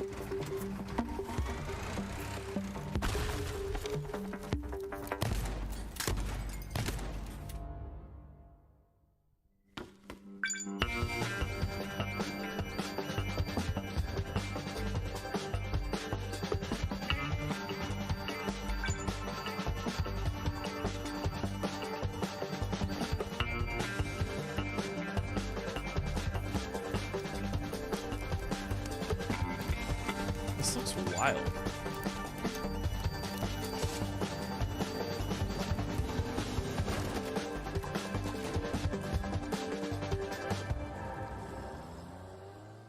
Huh. Interesting. I'm curious. I would like to know more about that. Raxa says this looks like a Leo game. I don't doubt it. Oh, he didn't change. We announced Little Nightmares 2 Sorry, to guys. the world. Well, the team at Tarsier Studios hasn't shown I was really hoping for that anything maroon. I since. think that was a good choice. That changes right now. Here is a first look at the gameplay of Little Nightmares 2, which is coming next February, with more to come throughout the week at Gamescom, including a live demo on Gamescom Studio tomorrow. Cool. Let's see more. Mr. Keighley, let's see more. Oh, I didn't know that was Bandai Namco. Was the first one? Nice. All right, thank you. Oh, he's so cute.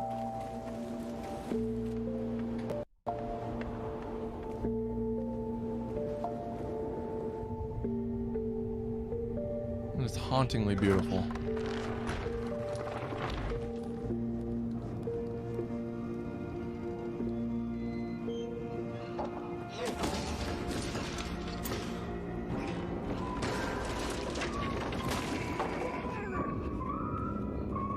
Saying Master and Dan Phantom say cute but creepy.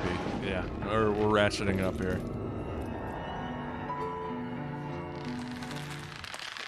Ah!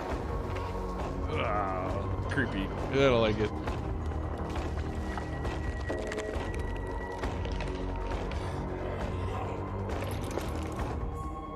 Terror 404 says, what is this? The presentation. I'll talk about that after this trailer, Terror 404.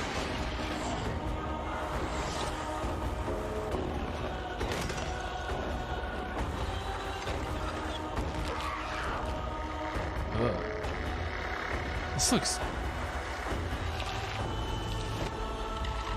Oh, hey, Slenderman cameo. Oh, no, thank you. Ugh. Big time yikes, but that looks cool too. Conflicted. Oh, okay. Oh, cool. So next gen version coming later in 2021. For those of you just joining us, thank you so much. We are watching the. Jerry the King Lawler, and I'm reuniting with my I just know him from the. Yeah, never mind. We are watching Gamescom Opening Night Live. This is Gamescom in a normal year is the biggest gaming convention in the world, and this year they're doing a crazy 2-hour show where they show off a ton of different games. We've seen Call of Duty, we saw some Dragon Age, which was interesting. Doc Brown was here to talk about Surgeon Simulator. It's been a whole thing. So World of Warcraft as well. So thank you for joining us. We have about an hour left. We're still waiting on Ratchet Clank, and right now we're looking at WWE. So. Kids a thing or two. And you know what? Here's a closer look at the insane action. It's a great evening for WWE action. Oh wow! Take that, Moro. Man, it's Since we have about an hour left, chat, what would you grade? I'm looking for what you guys think of that first half of the show. Is it what you were thinking? I know a lot of people were excited for some crazy stuff, but they said in the pre-show just to temper those expectations. What do we think so far? In as a respectful way as you can. I understand some expectations may not be met, but you know, fair criticism is valued, and I'm curious to see what you think. Oh, I can't believe my eyes! Seth Rollins delivers the stomp. What a night! What a night! This is the greatest thing I've ever seen. Pre-order WWE 2K Battlegrounds. We got answers all over the board. Joe Highcoff says D. Alex Zerta says C. Justin says solid B so far. Tony 1193 says C-. Dan Phantom says C+. We got a meh from Illuminati Hello confirmed. again. I have even Diego more awards Roa to announce, so says let's it's been a get B right so down far. to it.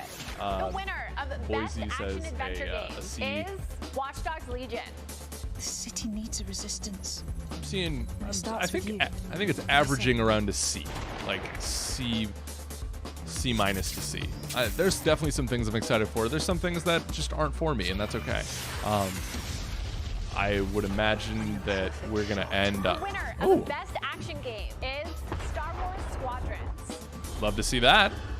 I want that game to be really good. We did a new gameplay today of it. I didn't get to play it though, but I'm hoping it's good.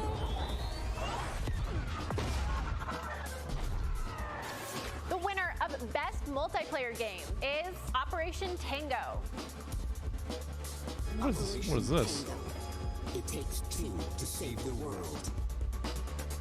2 to Tango. It's good. It's like a co-op heist game. That actually, that idea could be kind of cool. The winner of best indie game is Curious Expedition 2. Not familiar with the first one. Did not believe what I had witnessed. Zangmaster says, what are the winners for if games aren't out? I think it's very similar to like the best of E3. Congratulations to you know, all the winners. what people are hyped on preview-wise. Here for all of Gamescom That's with what I great would imagine. shows and new ways for you to get all your gaming news. Check it out. Gamescom 2020 is the heart of gaming, and you can keep to the beat right here on IGN.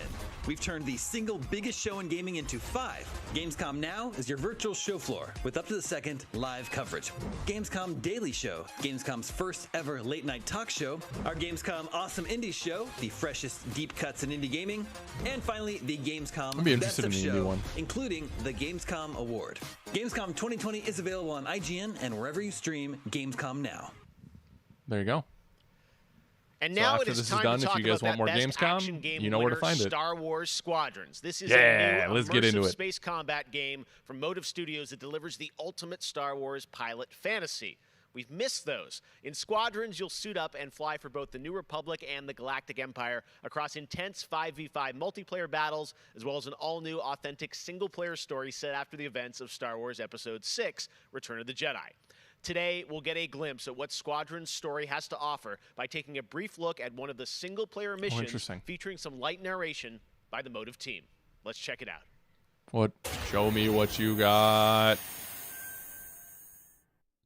We all choose our path, light or dark, freedom or destruction. Rest in peace, Carrie. The Empire chose to destroy Alderaan in order to spread fear and douse the fires of rebellion. But the heroic pilots of the Rebel Alliance have chosen to keep fighting, to show the Empire that we are not afraid. It was their bravery that ended Palpatine's reign and brought about our new Republic. However, Until he the came Empire's back. strength, shattered though it may be. As I speak, Imperial forces are edging toward the Bormia sector, hoping to end our new Republic before we find our footing. As their empire collapses, they try to tighten their grip. But the galaxy is changing. And Bald you can be a part of it. Bulldozer says, With the help there's of the brave no and DLC daring scares me. I want this new war maps, can just do it end battle today. pass style. Make a choice. Which is interesting. I feel like that's the first time I've heard someone ask for a battle pass. I would imagine if this is very successful, that's something they would look into. Hi, I'm Suzanne Hunka, narrative producer on Star Wars But Squadrons. as of right now, they said no Our additions, no single-player story DLC, is no one of daring microtransactions. pilots and deep-seated rivalries. I wonder if they're viewing this as a really good test case for how to do business forward. Admiral Sloan. Over the course of the story, you'll fly as 2 pilots on opposite sides of the war. And, like all modes in Star Wars Squadrons, you'll have the option to experience every mission fully immersed in VR. Wedge Antilles, Rogue Squadron. Oh, I cool. hear you're the reason I was able to finally get a comm through. Today, we're giving you a glimpse of an early Imperial mission behind enemy I lines. like the little peeks, One the of our little spies, nods. That's Agent good. Thorne has discovered vital intelligence on Project Starhawk. Your mission is to extract her from an orbital outpost above Hosnian Prime. Behind enemy lines, you'll have to eliminate perimeter defenses. The outpost is defenseless. When you've secured the area, you will escort the Gladius to the outpost, and our extraction team will acquire Agent Thorne. Once Thorne is secure, reach your Gozanti cruisers and return. Justin to says, the definitely Overseer. want to play this in VR. I'm so curious to see what this is like. I'm usually pretty good, but I wonder if I get motion sickness. Ladies, change course and keep Agent Thorne safe. Titan 3, take out those fighters. Understood. I'll handle it. You have my thanks, Titan Squadron. No time to celebrate. Move on. I'm curious, are you guys looking forward to this more as a single-player game or a multiplayer game? Each mission will immerse you into the escalating conflict between the New Republic and a shattered empire. I think multiplayer could be fun in this if handled the right way. Customize and master all 8 starfighters and join the galaxy's finest. I need you focused and ready to go. Diego Roas is both. Boot Trap Man says single player for me. Prindis says neither. That's okay. Cody Bruce says both. Yeah, I'd like them to tell a good story and define the galaxy for years to come. And then have some fun in multiplayer with my buds. I look forward to see you in combat October 2nd. It's soon, man. We're coming up on it. Next week's already September. Like, I can't believe it. So we're about what, a month from that? That is not all EA has to share from a galaxy far, far away today. At Star Wars Galaxy Edge, you can enter the world of Batuu, where you can visit Oga's Cantina or jump into the Millennium Falcon on a run to Smuggler's Cove. It was this incredible adventure at Disneyland Resort and Walt Disney World Resort that inspired The Sims' latest game pack. Check this out. Huh. Star Wars Sims crossover? Look at that. Was this a... I know nothing of The Sims. Was this a thing before? Or is this new?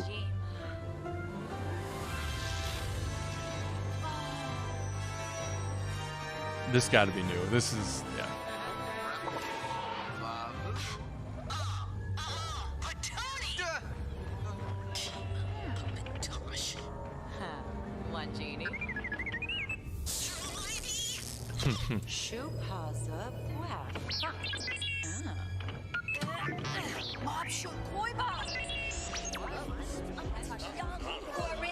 I would imagine if you're a Sims fan and you like Star Wars, this is unreal for you.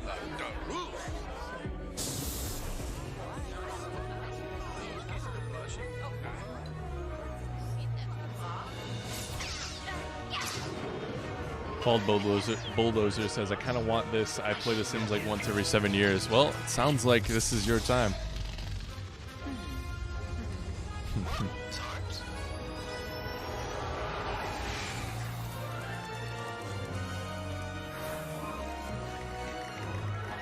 Oh, really cool.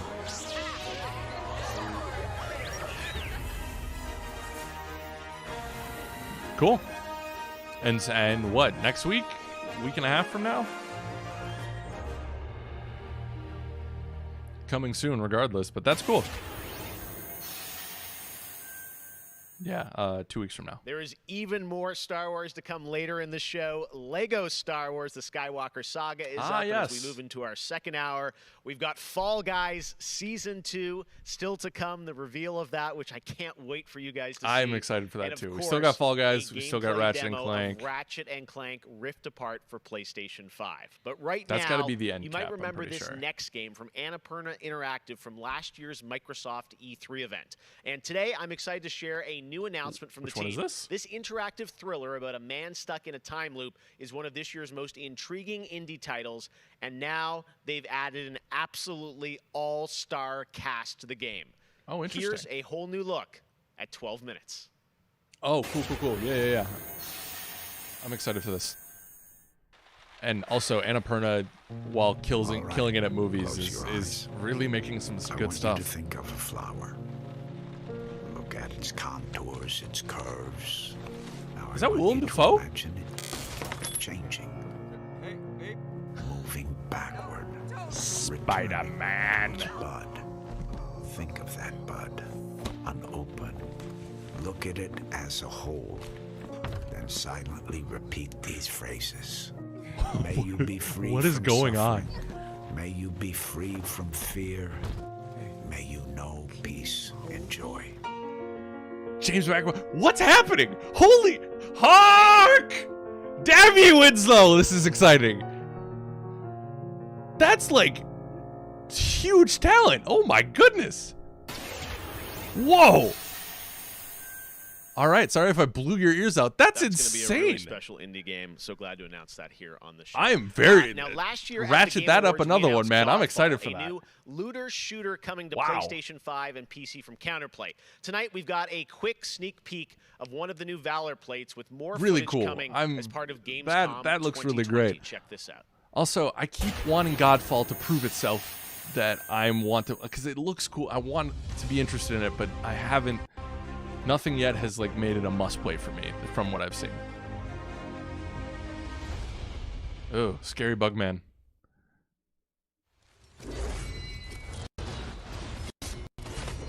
I think this is one, maybe like Outriders, where if I get my hands on it and feel how it feels to play, I may be more into it.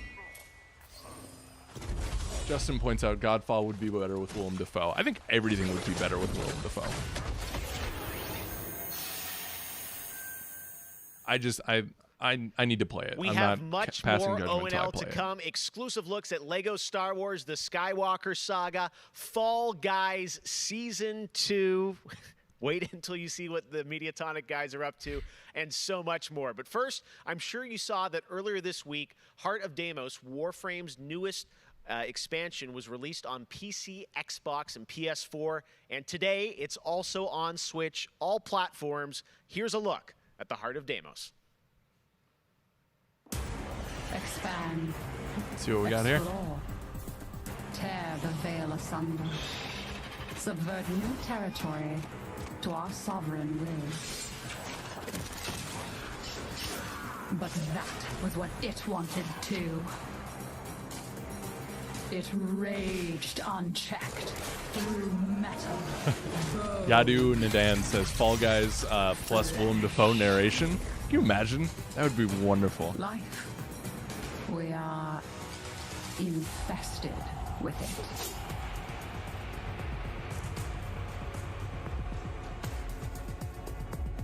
What? Visitors? What's Now, happening? The gateway is failing. The jaws close. The final heartbeat approaches.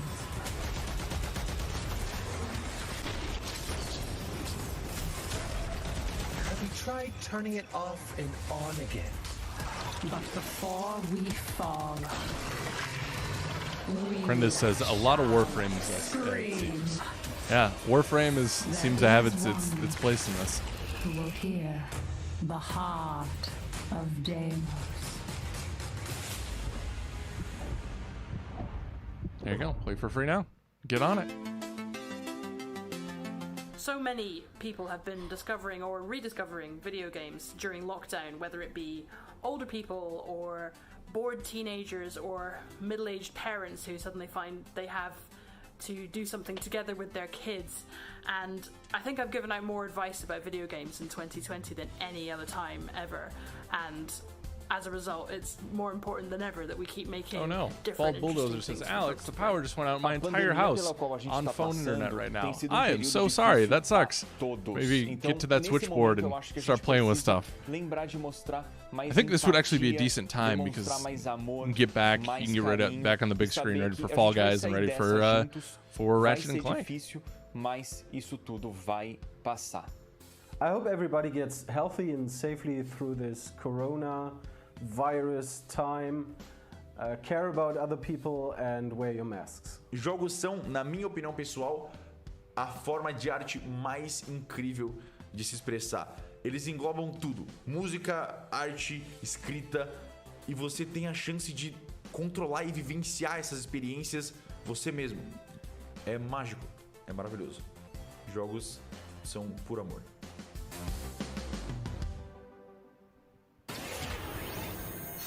Gaming is, I don't know what I would do without it right now. What do we got? Modus.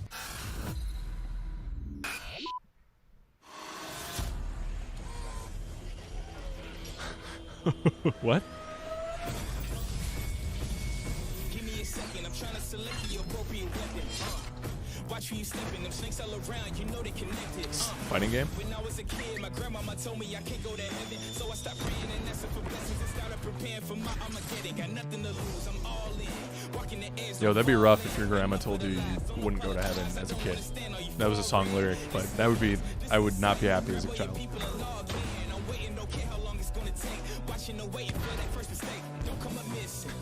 Scott Anderson, Godfall 2? Yeah, they skipped the first one.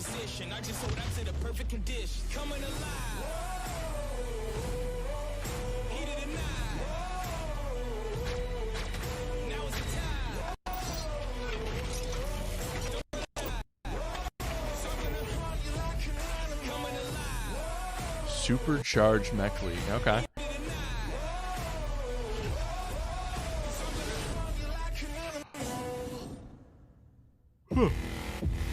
Never played the first one. Wasn't aware of it. Maybe a little hero shooter action here, but more brawler. Special crossover. Interesting. Transformers. We bet in Transformers. Was that big enough to partner with Transformers? I guess I'm not sure.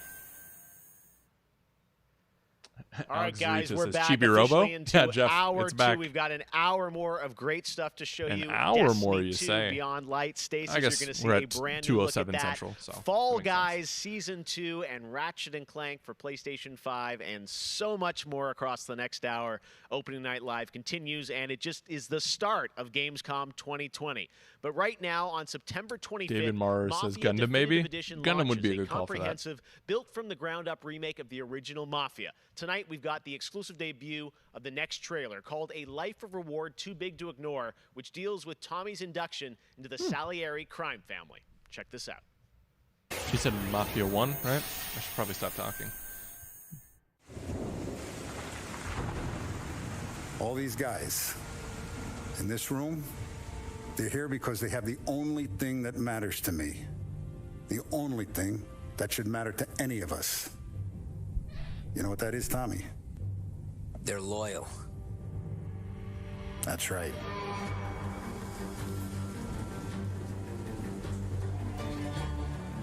One day you're busting your back, doing an honest day's work in a city that's been trying to scrape you off its heels since the day you stepped off the boat.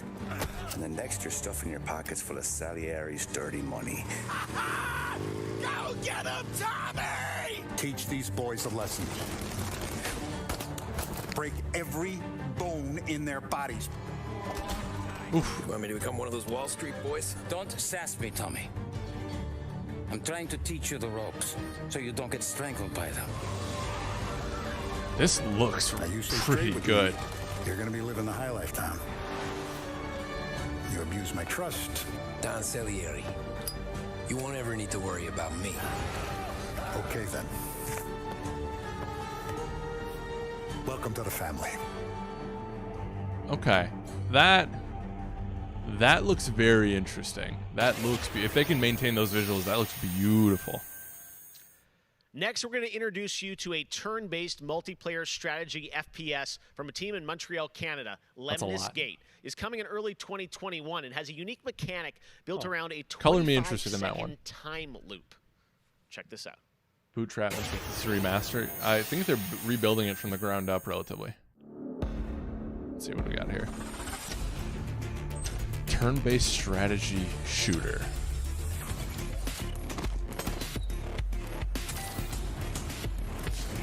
Excuse me.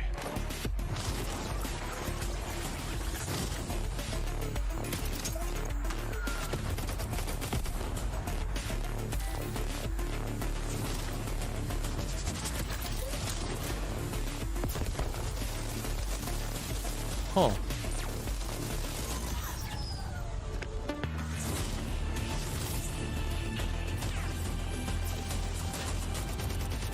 I'm very confused on how this works, but I'm intrigued.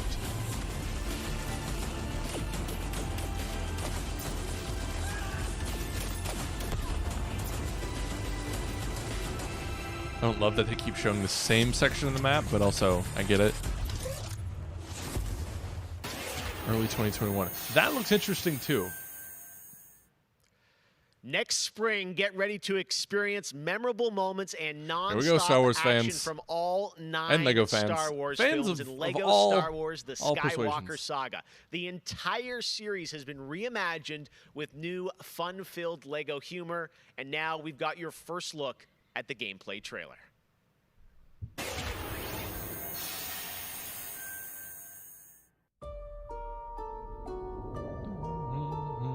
I want to learn the ways of the Force and become a Jedi like my father.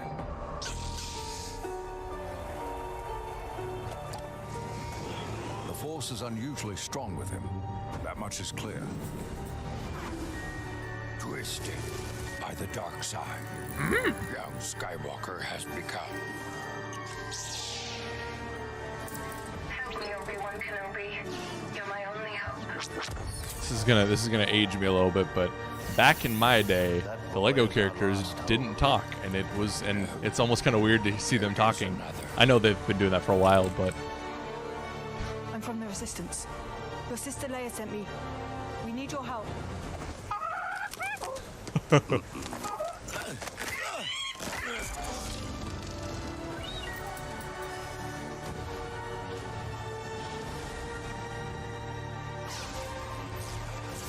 it looks good. Visually, it looks good.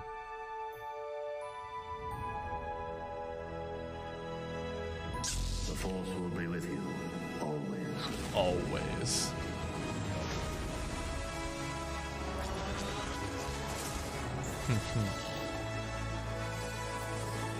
Man, that music still gets me.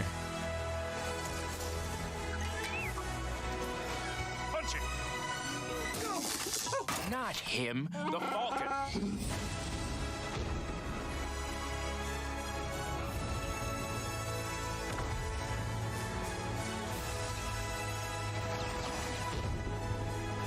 Like never before.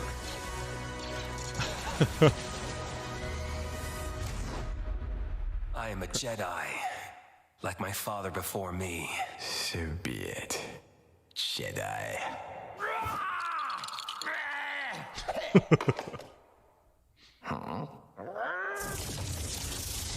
That's good. Totally. For families, kids, and people who love the original games, done deal. It's so charming. Those games are so damn charming.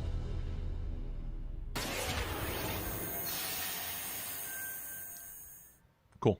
Man, cool. Lego Get Star excited. Wars looks Next so year. fun, coming to next gen as well. All right, we'll be right back with more world premieres from huge new games like Ratchet & Clank, Rift Apart, Medal of Honor, Above and Beyond, forgot about and Medal of Honor. Destiny 2. But before that, here's a look at a game that is launching tonight on Nintendo Switch and Steam. It's called Struggling from Frontier, a fun physics-based platformer where up to 2 players control Troy, our fleshy hero.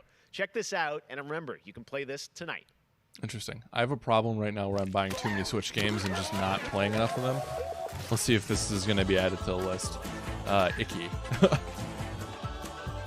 don't love like fleshy, gross, but ugh.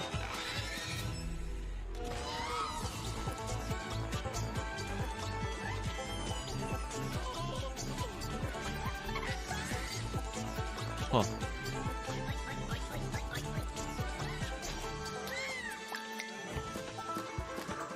Ooh. Chat's echoing my sentiment of gross. But some people seem to be more into the grossness than I am currently.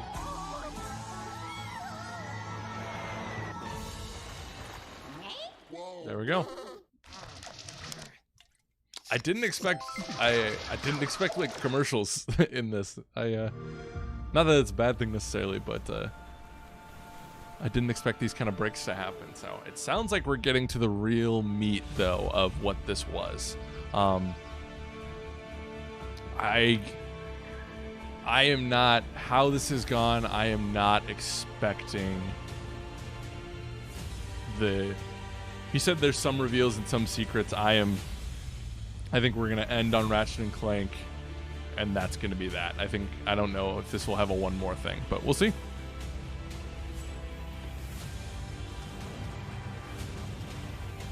We shall see. Chat, even though, you know, I know some of you aren't necessarily blown away by what we're seeing today, I know I'm enjoying watching this with you guys. This is the best way to do it, in my opinion. So I hope you're at least enjoying the community aspect of it. GI I think, has one of the better communities on the gaming space of the internet, and just very happy to be with you today, and I hope you're enjoying it too.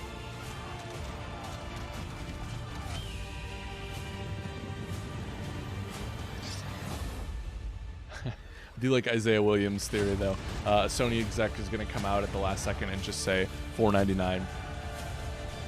I mean, if they knew Microsoft was coming in at $6, that'd be a pretty dope way to end things. But I don't think either of them are going to come in at $600. I think that would be a not good play.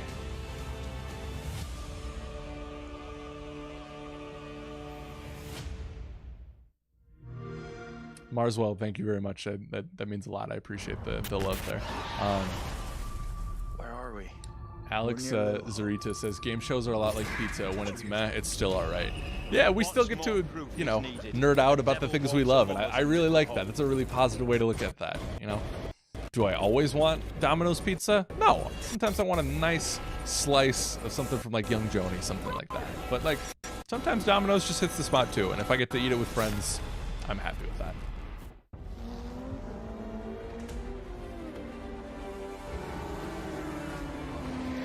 Yeah, Justin says, I just like hanging out with everyone. I think that's part of this for me too, is growing up I didn't have a wide circle of friends who loved games like I did, so it's getting to nerd out with people who love games is always a treat for me, so I love it.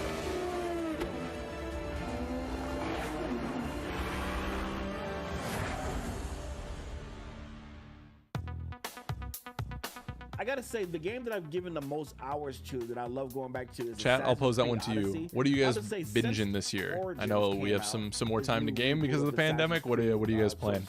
That was my first time getting into it, and I have put almost 400 hours into Assassin's Creed Odyssey. At the moment, I enjoy to play Fall Guys with my friends. It's very funny, easy to learn, but hard to master. Sutton says Arkham Trilogy. Those games hold up, Sutton. I want to go back. It's just there's so much out there. The entire Master Chief Collection is really a big one for me where that's concerned. But I also still just casually binge Animal Crossing, and I've been doing that basically all year. Marswell says Modern Warfare. Yep, I'm with you. I find the daily repetitive rhythm so Cat Champ says too many indie games. I feel you on that on Switch. Let's see. Up next, we have the award Squeeb for Plays Best says finally Microsoft playing Xbox Arkham game. Asylum for the first And the time. winner Good. I'm excited to that you're to experiencing Donut that. Entertainment. Well, after a big day of Gamescom events and announcements, you'll be happy to know that IGN Derek is going to Dinkins help says you digest Pokemon. all Nice. that Which info Pokemon you with playing? Gamescom Daily Show, where you can get all the daily highlights and a late night show 1J experience Sonic from says gamers Destiny 2. Well, let me tell you, Mr. J. Mr. J. You're going to be excited hopefully in a couple of minutes. Hopefully we get Destiny 2 here soon. Don't for Tell Me Why, a really important Sutton game says the that remasters is are out great. now that I'm you very can happy to play hear that. on Xbox and Game Pass. And as we know, there's a lot going on in the world, and that goes beyond the pandemic. Between social conflicts we're seeing in the news and acts of nature, we can see how vulnerable we as people can sometimes be. And now I think it's as important time as ever to remember to come together and support one another. We are a global gaming community. There are millions of people watching tonight, and I know we're all here because we love games and we know that games are good Just in the like we world were talking bring us about. together, and I think we've all felt that in 2020. So I think that's really important to remember. Giving you guys a amongst big all hug. the games and trailers. We love games, and that's All what right, well, matters. One let's bring us way together as through a that. community we can come Amen. together to do some good is the Gamescom Forest. Gamescom has launched a reforestation project by Oh, that's planting cool. a Gamescom forest together with the community. Gamers worldwide can go to gamescom.global and donate to plant more trees. So let's plant a forest together. Says, All right, well, now we're going to move Social on distance to hug. another game, and this one was announced back Black in Costas, May. thank you for the big Chorus hug. is a You're dark welcome. space I give combat good shooter hugs. where players take control of Nara on a quest to destroy the dark cult that created her, featuring rich, ray-traced 4K 60 FPS get those environments buzzwords, on baby. next-gen hardware. I Here love is it. the first look at gameplay from Chorus. Chorus? Like a choir? Or like singing? A chorus? You have broken Did we see this?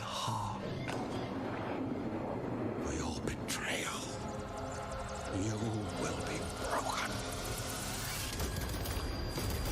I think, didn't we see this at one of the, ooh, that audio was, I think we saw this at one of the conferences, either Microsoft or Sony.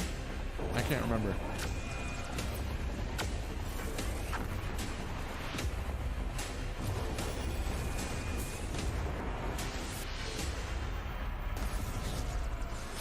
Yeah, this is feeling familiar.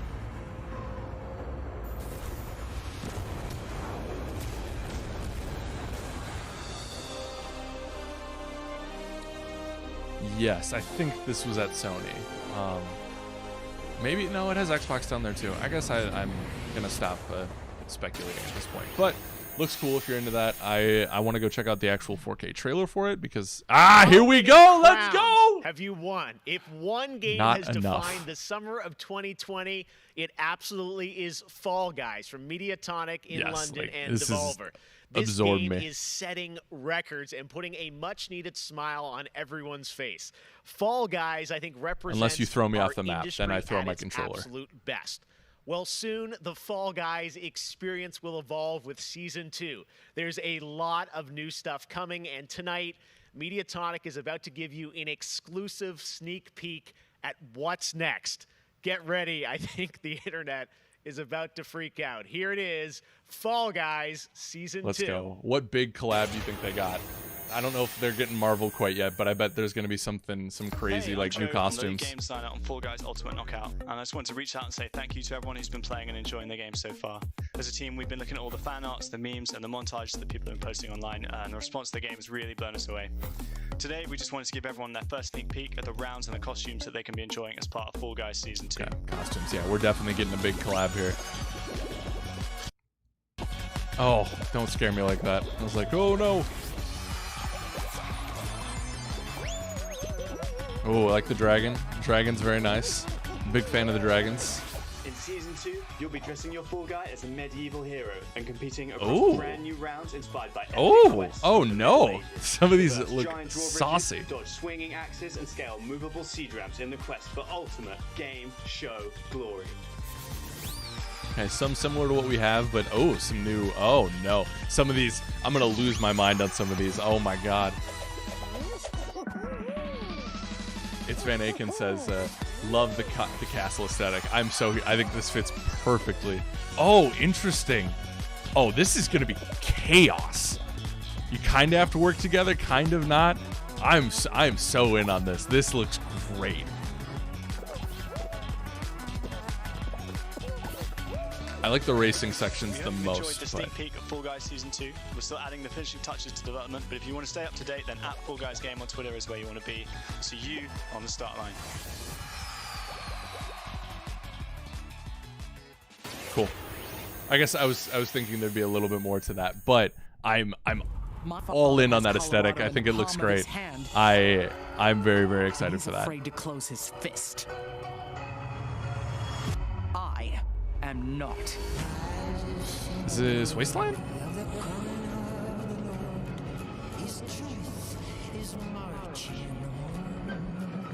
Peter Castro says, looks cool. When is it coming out? I don't know how much. I'd have to check how many days left we have in Season 1, but I would imagine maybe next month. Maybe early October. Liberty's got more brains and cunning than both her brothers put together. She's the only one who could actually run Colorado. She's already tried once. Vic's a depraved child, and Val's a brain without a spine. The years my father wasted grooming them for glory when I was right there. Yeah. Oof. See you, bye.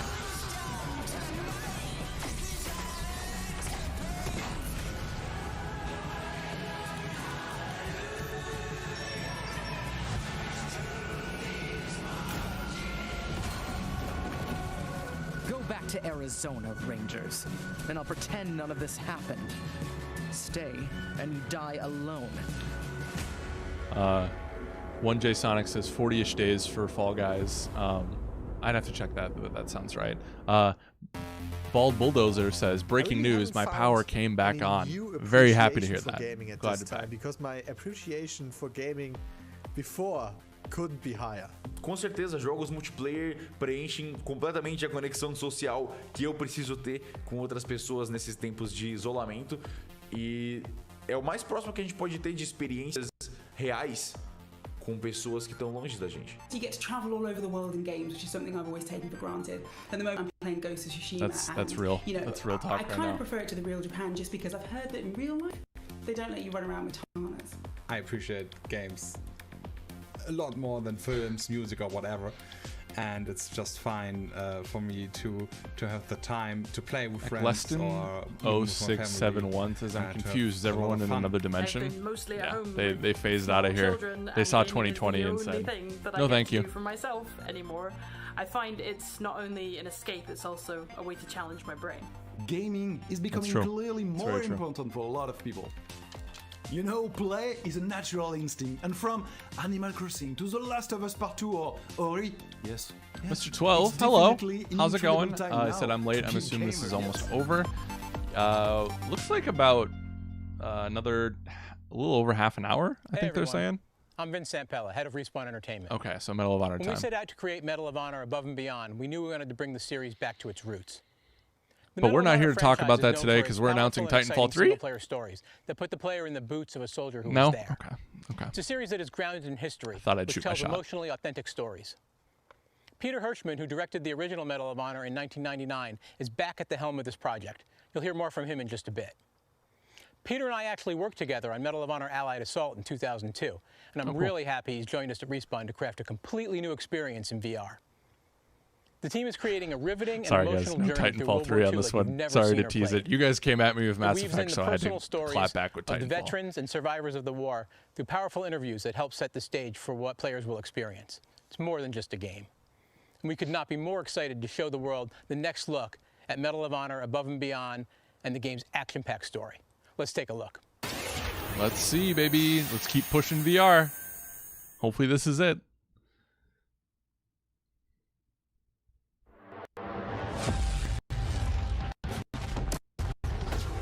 I know this is the first time some of you will see combat. I know you're scared. Let me be clear with all of you. I'd be pooping my pants. I couldn't do it. I'm scared too.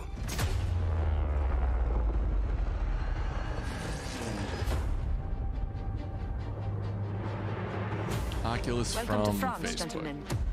I lead the local resistance cell. Something Oh, that's big cool. is happening inside Gestapo headquarters, and we don't know what it is. We're gonna have Oh, to improvise okay. here.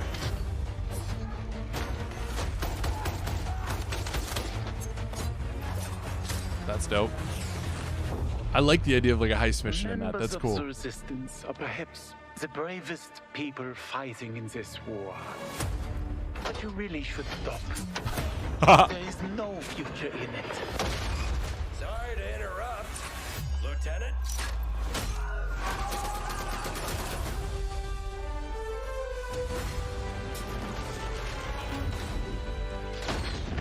Okay. Wild ride, but we'll get you there. I like that they're going for a little bit more. It's not just a shooter in World War II. It looks like they're handling this in a cool way. I mean, there is that obviously here now too. Like I said, boom. Okay, now we're just getting into crazy territory here. A little lighthearted take on it.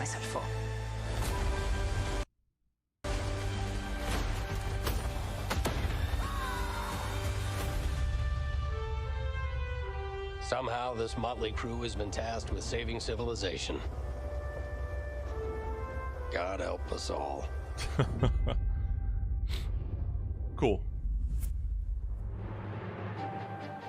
Do we have any VR fans in the chat? Anyone rocking with Oculus or any other or PSVR?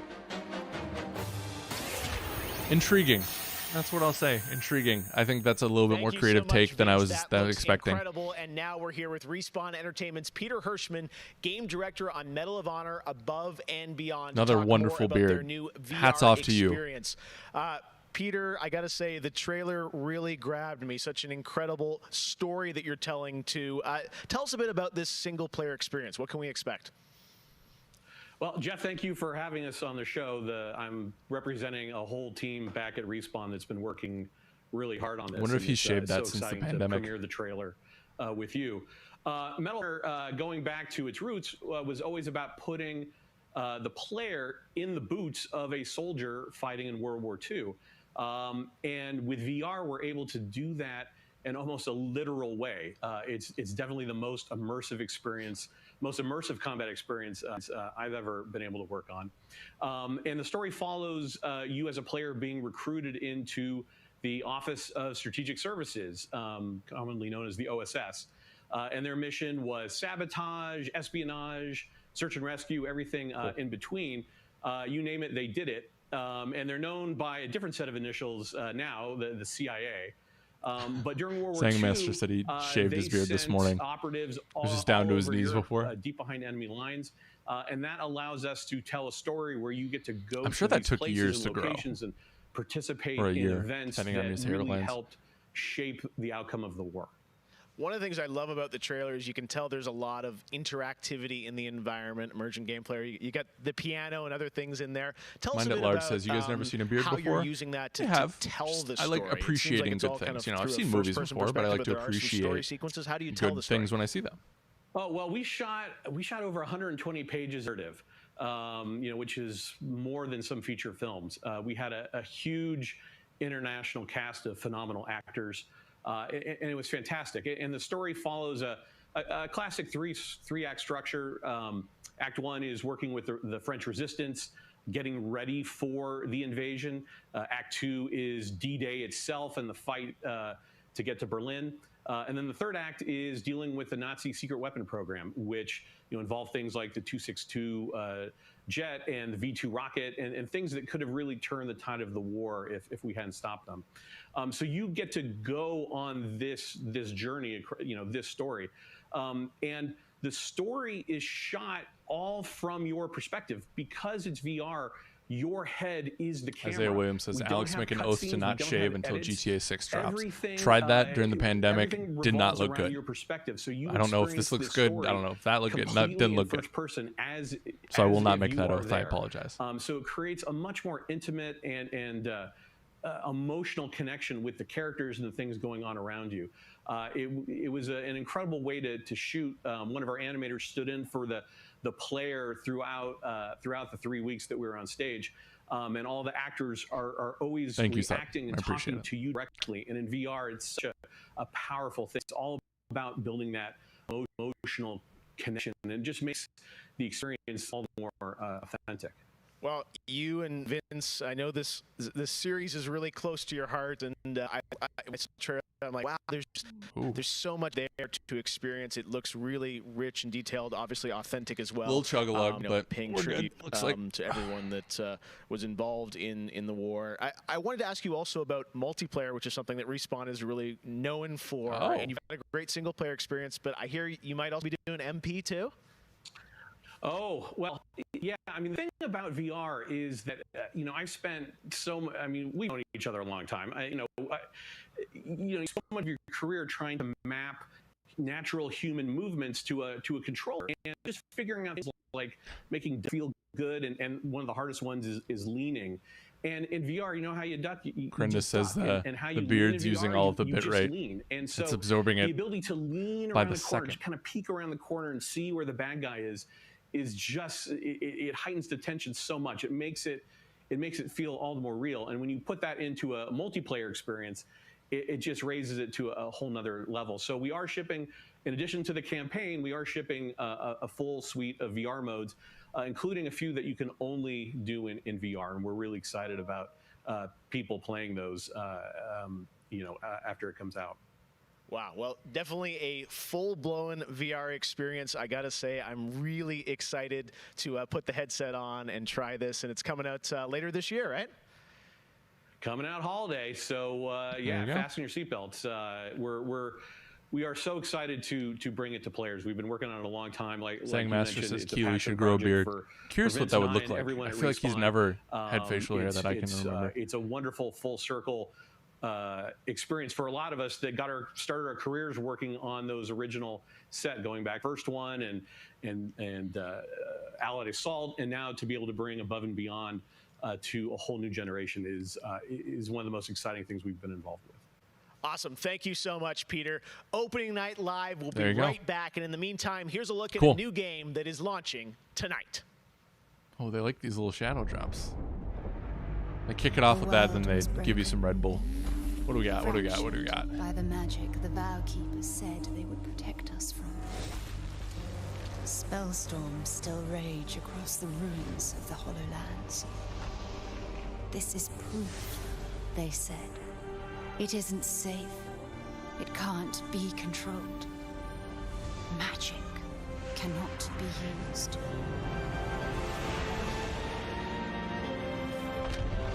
The art style looks familiar.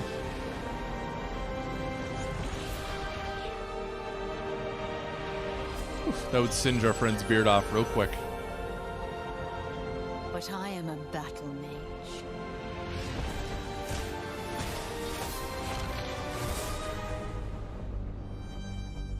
I have broken my vow, and now I fight to break free.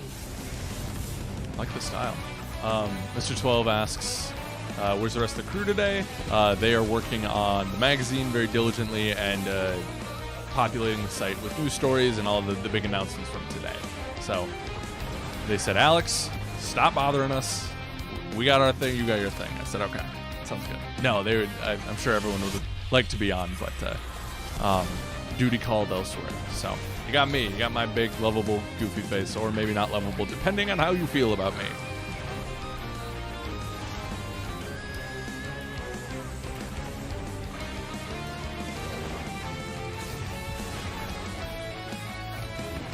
So kind of another hero shooter-esque thing.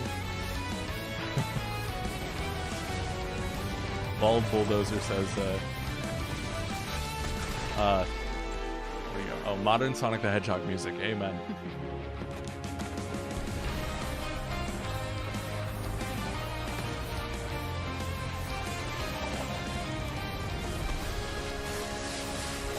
Spellbreak. I think I saw a couple of people say Spellbound, but it's indeed Spellbreak. Wait. Didn't he say this would be launching tonight? Or am I making that up? I mean, it's smart to make that free to play. Chad, I appreciate the love.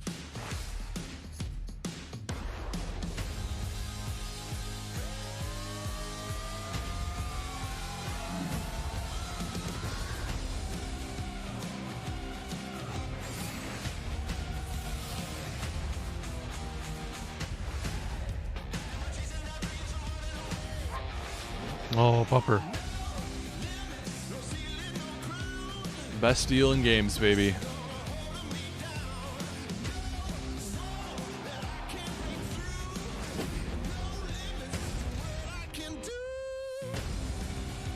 It is wild that the Game Pass integration with Destiny is wild and is something it would makes me consider getting into Destiny. Justin says it perfectly. Game Pass is really the best. There's never been a service quite like it.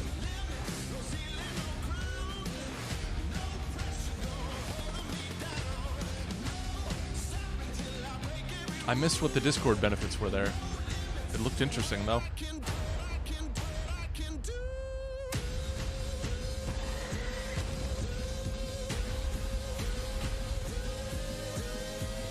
Blade. Minecraft Dungeons. Yeah, it's just not on my iPhone because Apple has got their beef. God, I wish. Oh, I would really want to try out xCloud, but I got an iPhone, so nothing yet.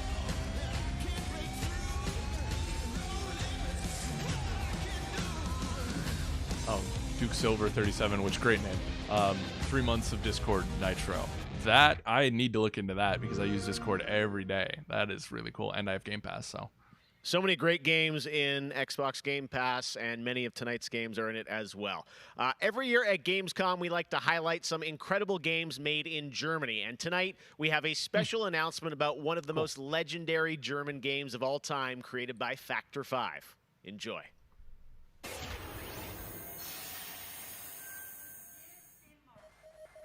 最初タリカンの音楽を聴いた時に曲が素晴らしいだけじゃなくてアミガのサウンドそのものも素晴らしいと思いましたね。日本じゃ本当に聴いたことがなかった音楽でした。Factor 5 was so far ahead of the curve, and each of their games pushed game technology as far as possible. I'd say they're one of the greatest indie developers of all time. サウンドはすごいわ、グラフィックは綺麗だわ、ゲームプレイも滑らかで満足いくものだわで、本当にすごかった。今回タリカンのコレクションが出るってことをとても嬉しく思っているし、これはまた当時みたいにみんなに見せて歩きたいなと思っています。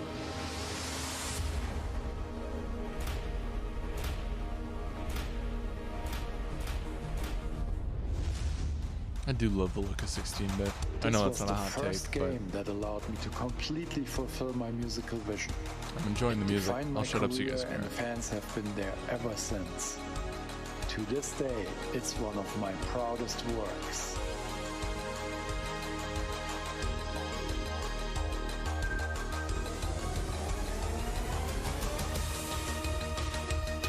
Turrican.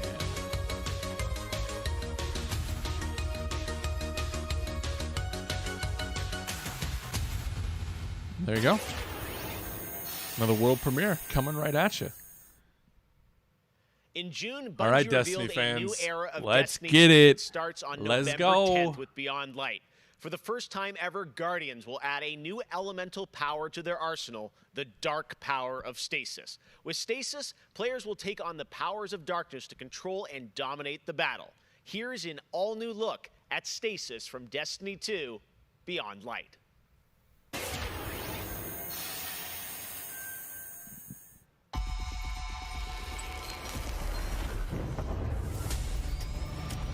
The floodgates are open.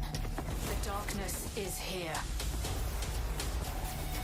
As you step away from the light, we need only look inward.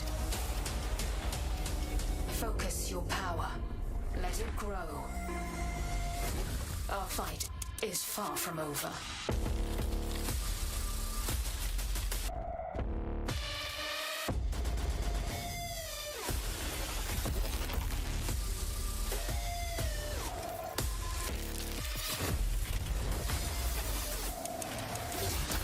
Dope. That looks really cool.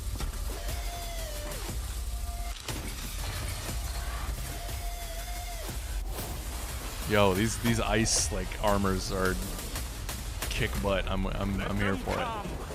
This is their fate. One after another.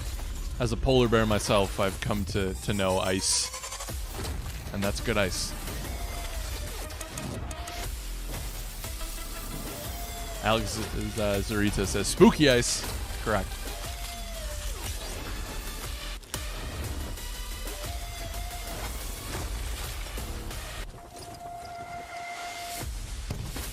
Oh.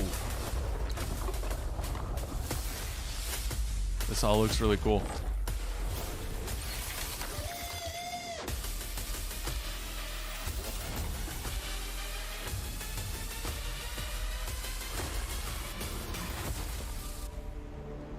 Beyond Light, baby. November 10th. As I missed it in the chat. Someone said hopefully close to Series X. I hope that we get something about that. Not today, probably, I have but one more award to give out tonight, and that is hopefully Best soon. Sony PlayStation Game. So, without further ado, the winner is Ratchet Clank. Cyberpunk 2077. Oh? Congratulations. Of course, there are even more awards than the ones I announced Now, tonight. you're not going to be So check out doing the anything Gamescom Awards Cyberpunk user related, voting, but where not you can show vote it for your today, right? Favorite streamer, Gamescom's most wanted, Favorite and streamer, Best I'm of right here. Gamescom. We don't need to worry The about winners that. will be revealed Are we at getting Gamescom something Best Cyberpunk, or Show, do we along think with that's going to come cool later players, this week? Sports and more. So tune in on Sunday, August 30th at 8 p.m. Central European Time to see the grand finale of this year's Gamescom, where we give gamers the stage. That's it for me tonight. But before I turn it back to Jeff, I just want to say that I hope everyone out there is staying safe and healthy. We're all in this together, so take care. Back to you, Jeff. Thank you very much, Sydney. It's great to have you on the show again this year. All right. Well, a lot of people have been wondering, what will the next generation of gaming feel like? How will it be different? We're about to find out. What is that generational Ratchet time? difference? Well, back in June, we saw the announcement Here we of go. Ratchet & Clank What I've been waiting for, guys. I hope you're excited. I know I am. Let's get it. 5, the SSD hard drive, and the DualSense controller to create an experience that Insomniac says is only possible on brand new hardware. Well, now it's time for you to decide if you see the difference. Here's an extended, uninterrupted demo of live PlayStation 5 gameplay of Ratchet & Clank Rift Apart. Enjoy.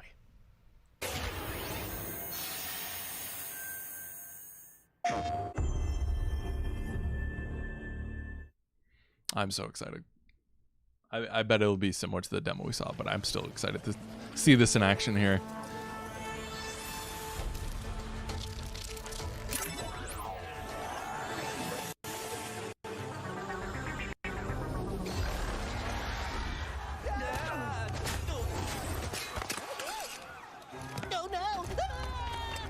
We're back. And not far from where we last saw him. We may still have time to put a stop to this. He looks so fluffy. Hey, I think I found the mod back. Oh dear.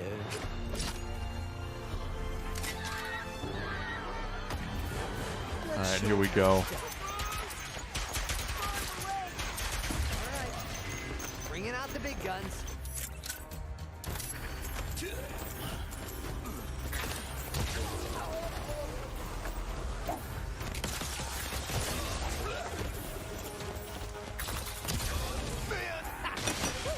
Zangmaster points out, looks like a Pixar movie. Yeah, that you could play. I'm so into it.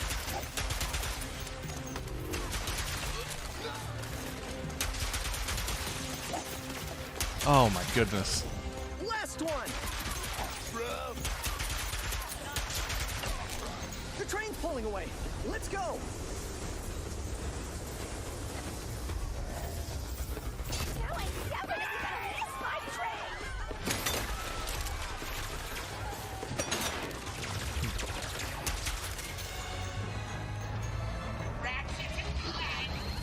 Dr. Nefarious. Put down the Dimensionator, Nefarious. Put down the Dimensionator. Yeah, right. Today I will finally be free of the both of you. Soon, everything you see will be mine. Say goodbye.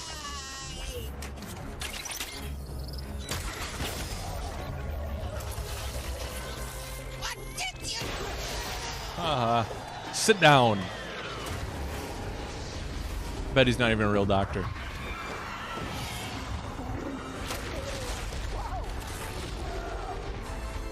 Was that supposed to happen? Hitting Nefarious's device seems to have destabilized reality. The bridge is shot. There has to be another way across. The rifts appeared to react to your device. Even the reflection off Try Clank pointing looks it at so one of good. them.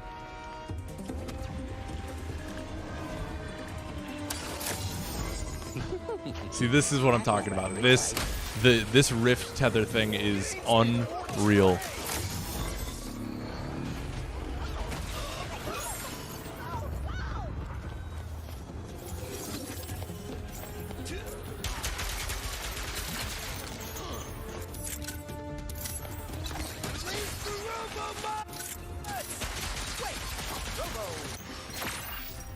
Nice, get a little level in there.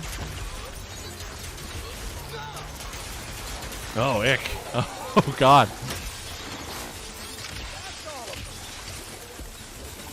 Oh, I know it's just a demo, but this looks so good. This is worse than I had imagined. And the world Fields lived in, which I'm really looking forward to. Sand sharks from above.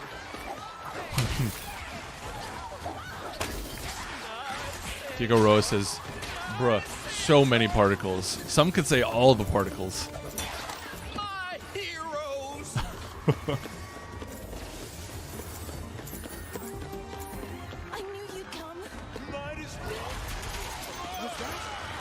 kraken, or at least a very large octopus. I wanted him to do the Assassin's Creed, like push out of the way. I'm telling you guys, if it's that smooth and actual playing, At least we're on the same planet this time. oh my goodness. Nefarious is on the other side of that building. Let's get moving before he does anything else to break reality.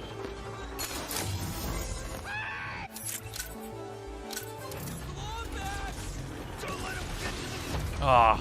Did Dr. Nefarious really resurface after all these just to try and take over the universe again?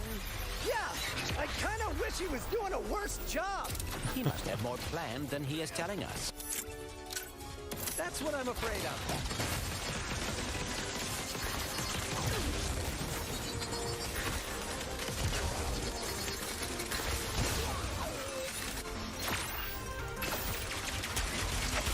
It just looks so smooth.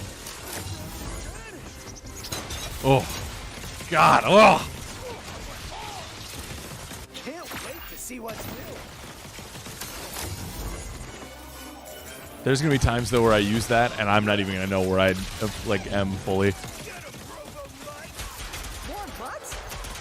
Varchild 2019 points out action non-stop unless you're switching weapons. I would imagine there's a button on the controller to do it without going into a menu, but maybe not.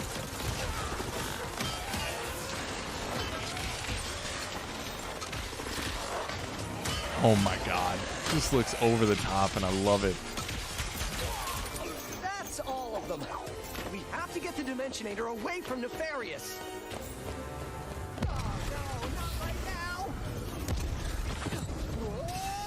Oh. The dimensions are weakening considerably.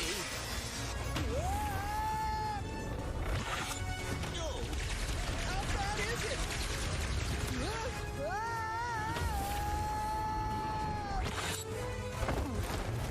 Well, it is certainly not good. I think this is territory that they showed in the demo before. I want to explore this world. I want to be more into this one.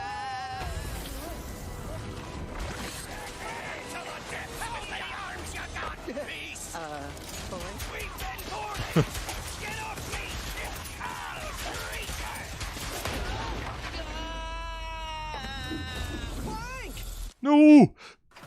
No, Clank, no! Yeah, this is similar territory to what we've seen. I think this part exactly before, but Ratchet, we are too late. yes.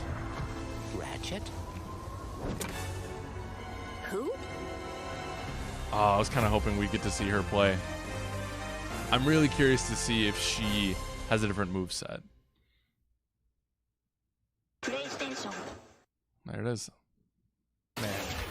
I know it's similar to what we saw before, and I obviously wanted to see more gameplay, but it just looks so freaking good. Marcus Smith and Mike Daly from Insomniac Games. Guys, it was so Robert Hill, great to not a see loading that, screen in sight. long, Loading uninterrupted screen demo in of, sight. Rift Yes, Apart. I you have are so correct, many and it makes me questions. very, very it's happy. amazing to see what you're Let's doing hear what with the gentleman power have to say here. PS5 and the SSD. Let me ask you first, Marcus, what are you able to do with Rift Apart that you haven't been able to do before in a Ratchet game because of the power of PS5? I mean, first and foremost, it's just pure horsepower enables us to fill our worlds with the kind of density and life that we've never been able to do before. More importantly, perhaps, though, is the dimensional shifting that we have going on, which uses the SSD that allows us to fling the player from planet to planet to planet lightning fast, like in way, way faster than anything we've ever been able to do before. Yeah, the Rift tether, we saw that in the demo. We had seen some of that in the trailer. So that's all actual gameplay. Mike, I'm curious, like how does that work as you kind of play through the game? Are there certain moments and levels where you can jump? Champ points out that's a lot of vinyl. Yeah, 100%. Yeah, so in the game, there is dimensional damage spread throughout the galaxy that Ratchet and Clank have to find a way to fix. And you can find these weak points in space-time that you can pull to you with your Rift tether. It's like being able to lasso a portal. And that enables you to basically like warp across the world to find new places to discover or gain a tactical advantage in combat. Wow, yeah, I got to say, like when you see that and you imagine the jumping from multiple worlds at instantaneously almost, and it sounds like there's no load screens throughout the entire game. Bold claim. We're going seamless. That's right. Yep. Wow, all right. You so confident, both of you say it. I like it. Now, let me ask you about DualSense. That's something that is a big part of PS5. I've had a chance. Robert Hill says, I bet we'll see a terabyte-sized game with generation. I agree. Maybe towards the end. Sort of impact the game unless they can compress it better, which I think they've said they can. At the heart of every Ratchet & Clank game is a powerful arsenal of weapons that just exude a ton of personality. And the DualSense is sort of like, it feels like it was made for Ratchet & Clank just because the haptics give us a whole new layer for the weapons to express themselves. So for example, your burst pistol, of course it gives you like a satisfying click or kick with every bullet. But when you throw the shatter bomb, you can actually feel the energy pulsing off the grenade fade away as it gets further apart from you. Basically, the haptics are expressive enough that every weapon feels different and you can tell what you're holding. But of course, the adaptive trigger like takes that to a functional level where, in addition to the trigger pull feeling unique, we can actually use that as a super intuitive way to add alternate functions to the weapons. So, interesting. For example, in the demo, we've got the Enforcer, which is a double-barreled shotgun. You can pull the trigger part of the way down until you hit resistance to fire a single barrel. And then whenever you feel like it's the right time, pull it the rest of the way for a double shot. So you might be swarmed by a bunch of little enemies. You only want to waste one shot on them, and then wait a minute for even more to swarm in before finishing them off. But a big guy, you probably want to just give both barrels to right away. So there's a nice intuitive way of basically raising the skill ceiling and giving you more ways to play better. Wow, no, I'm excited to see how you guys are going to roll that out across what I'm sure are an insane, group of weapons as always. Plot-wise, Marcus, tell us a bit about this game. I think some fans have wondered, does this tie into the movie plot line, the game plot line? Like, tell us in the Ratchet-verse where this sits. Yeah. Well, canonically, this is an extension of Ratchet & Clank Into the Nexus, the 2013 game. But it's a standalone adventure. So it's one that, even if you've never played a Ratchet & Clank game, you can get into it and you'll understand it and you'll enjoy it. For hardcore fans, we have a lot of nods. You're gonna see a lot of returning characters and planets and see them all through a whole new light of multiple dimensionality. Yeah, no, this Rift Tether thing I think looks really exciting. And how often, is that something we saw in the demo? Is that something you're going to see frequently in the game? Are there special moments? I guess I'm curious how often you use that technique for gameplay. So the Rift Tether has created these anomalies all throughout the galaxy. You'll encounter those pretty often. There's even a few more types of dimensional damage you'll encounter that we haven't shown yet. Okay. Now, being pulled between worlds, that's localized to chasing after Dr. Nefarious in the demo.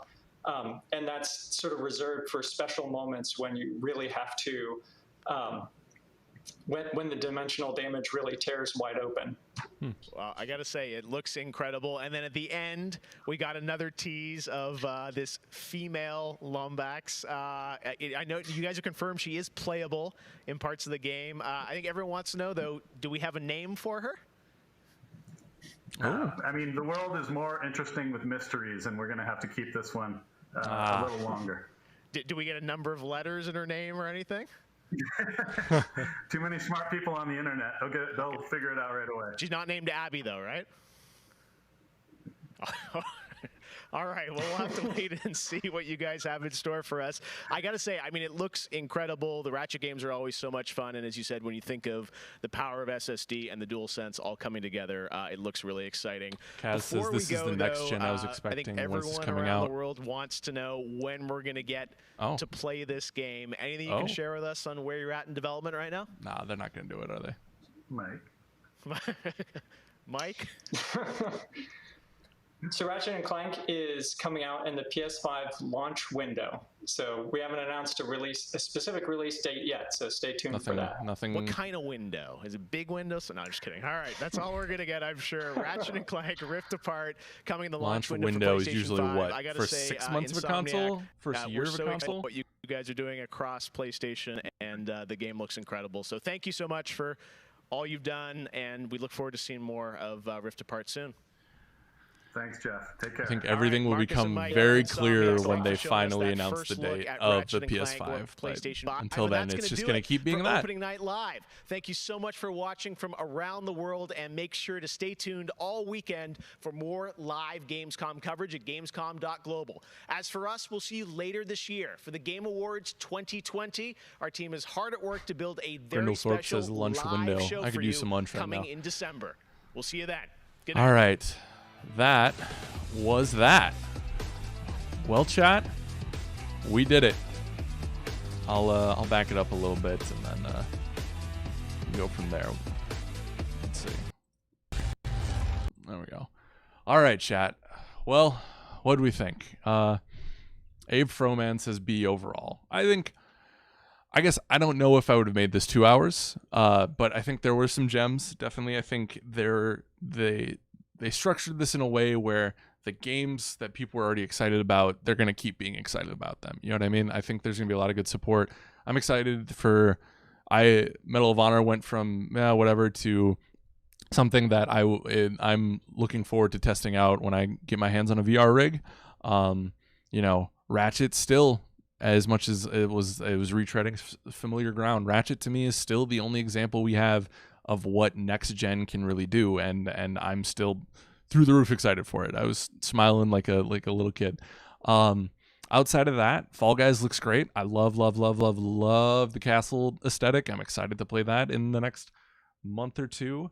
You know, I think this dragged a little bit. You know, I think that's been the problem with all these digital things, though, is there's just a little too much, or there's maybe a little bit too much hype surrounding them, what have you. But overall, like, I enjoyed my time. I liked being with you guys. I'm curious to see what you guys really liked. I think the Crash Bandicoot thing, while not earth shattering, is a cool addition to that game, and I can't wait to watch other people online, you know, succeed in those challenges where I will definitely not. There'll be some cool speedrunning stuff out of that. I think also the Dragon Age thing was very interesting. It was better than, because I think everyone, when they hear Dragon Age, thinks, oh, we'll just get like the devs working on computer screens. But I feel like we got more of a taste of that. That game seems like it's very far off, but I think the chat seemed happy with what we were seeing. Let's see, what else do we have here? Zangmaster said Medal of Honor and Ratchet for me. Let's see what else we got here. Yeah, what else did you guys like? Let's see. Bald Bulldozer says it was all right, considering I only found out today there was a game showing going on. Yeah, well, I mean, that's better than nothing. I think the thing I'm most excited for right now is Fall Guys. But that's because it's out. I'm playing it. I wish that let's see. I'm just reading your guys' chat. I do wish we got a little bit more of Call of Duty, but also, like, I guess it's soon. Like, you know, that's November. Like, and we'll get more on September 9th from a multiplayer perspective. So, Hacky Sack says Teardown would be awesome if it came to console. Yeah, that looks really interesting. There's a couple of ones that definitely look interesting. Yeah, I'm happy with how today went. I'm not blown away, but I think there's some cool stuff. I think there's some things, and that's the thing. Like, this year, I'm telling you guys, we still don't know what launch lineups look like. We still don't know what PlayStation, Xbox are going to have at launch outside of, you know, Cyberpunk and that kind of stuff. But like with Cyberpunk and Assassin's Creed and you know, whatever else is coming, I think we're already in store for a very full fall. So I'm very much looking forward to that. And once this game of chicken stops between Microsoft and Sony, the floodgates are going to open. So when that is, who knows? It has to be soon. Like, it has to be. Start saving money, folks. You know they're coming. We'll get there. I promise. So thank you so much for joining me, as always. This is some of the best, some of my favorite stuff that I get to do is the live streams with you guys. I know community's perfect, but you guys are amazing. I love talking with you guys. You keep it focused on games for the most part and pretty respectful, and I'm very appreciative of that. It makes my job that much more fun. if you enjoyed this and you enjoy our live streams, we have a bunch of them on youtube.com/GameInformer, on our Twitch page. If you like our edited content, we got a couple of new gameplay today's up. I edited down my playthrough of the Call of Duty announcement yesterday, if you want to go check that out. We have a lot of good stuff. We have a lot of great stuff coming. We are in the process of bringing on some more people, which I'm very excited about. If you're interested in working with me and and getting your face on here and being on camera, send in the application still to Andrew Reiner. We're still taking them. But yeah, this has been a great day. I hope everyone is well. I hope you guys enjoyed the show, or at least just hanging out and nerding out about video games. I know it's some of my favorite stuff. So be safe, be good to one another. We love you. Thanks for joining us. If you wanted to come talk to me about games, you can hit me up on Twitter. I am Studnik76, STUDNIK 76. Think Soldier 76, but the host who weighs the most sitting in front of you now. So thanks, guys. Be good to each other. We'll see you next time. Bye.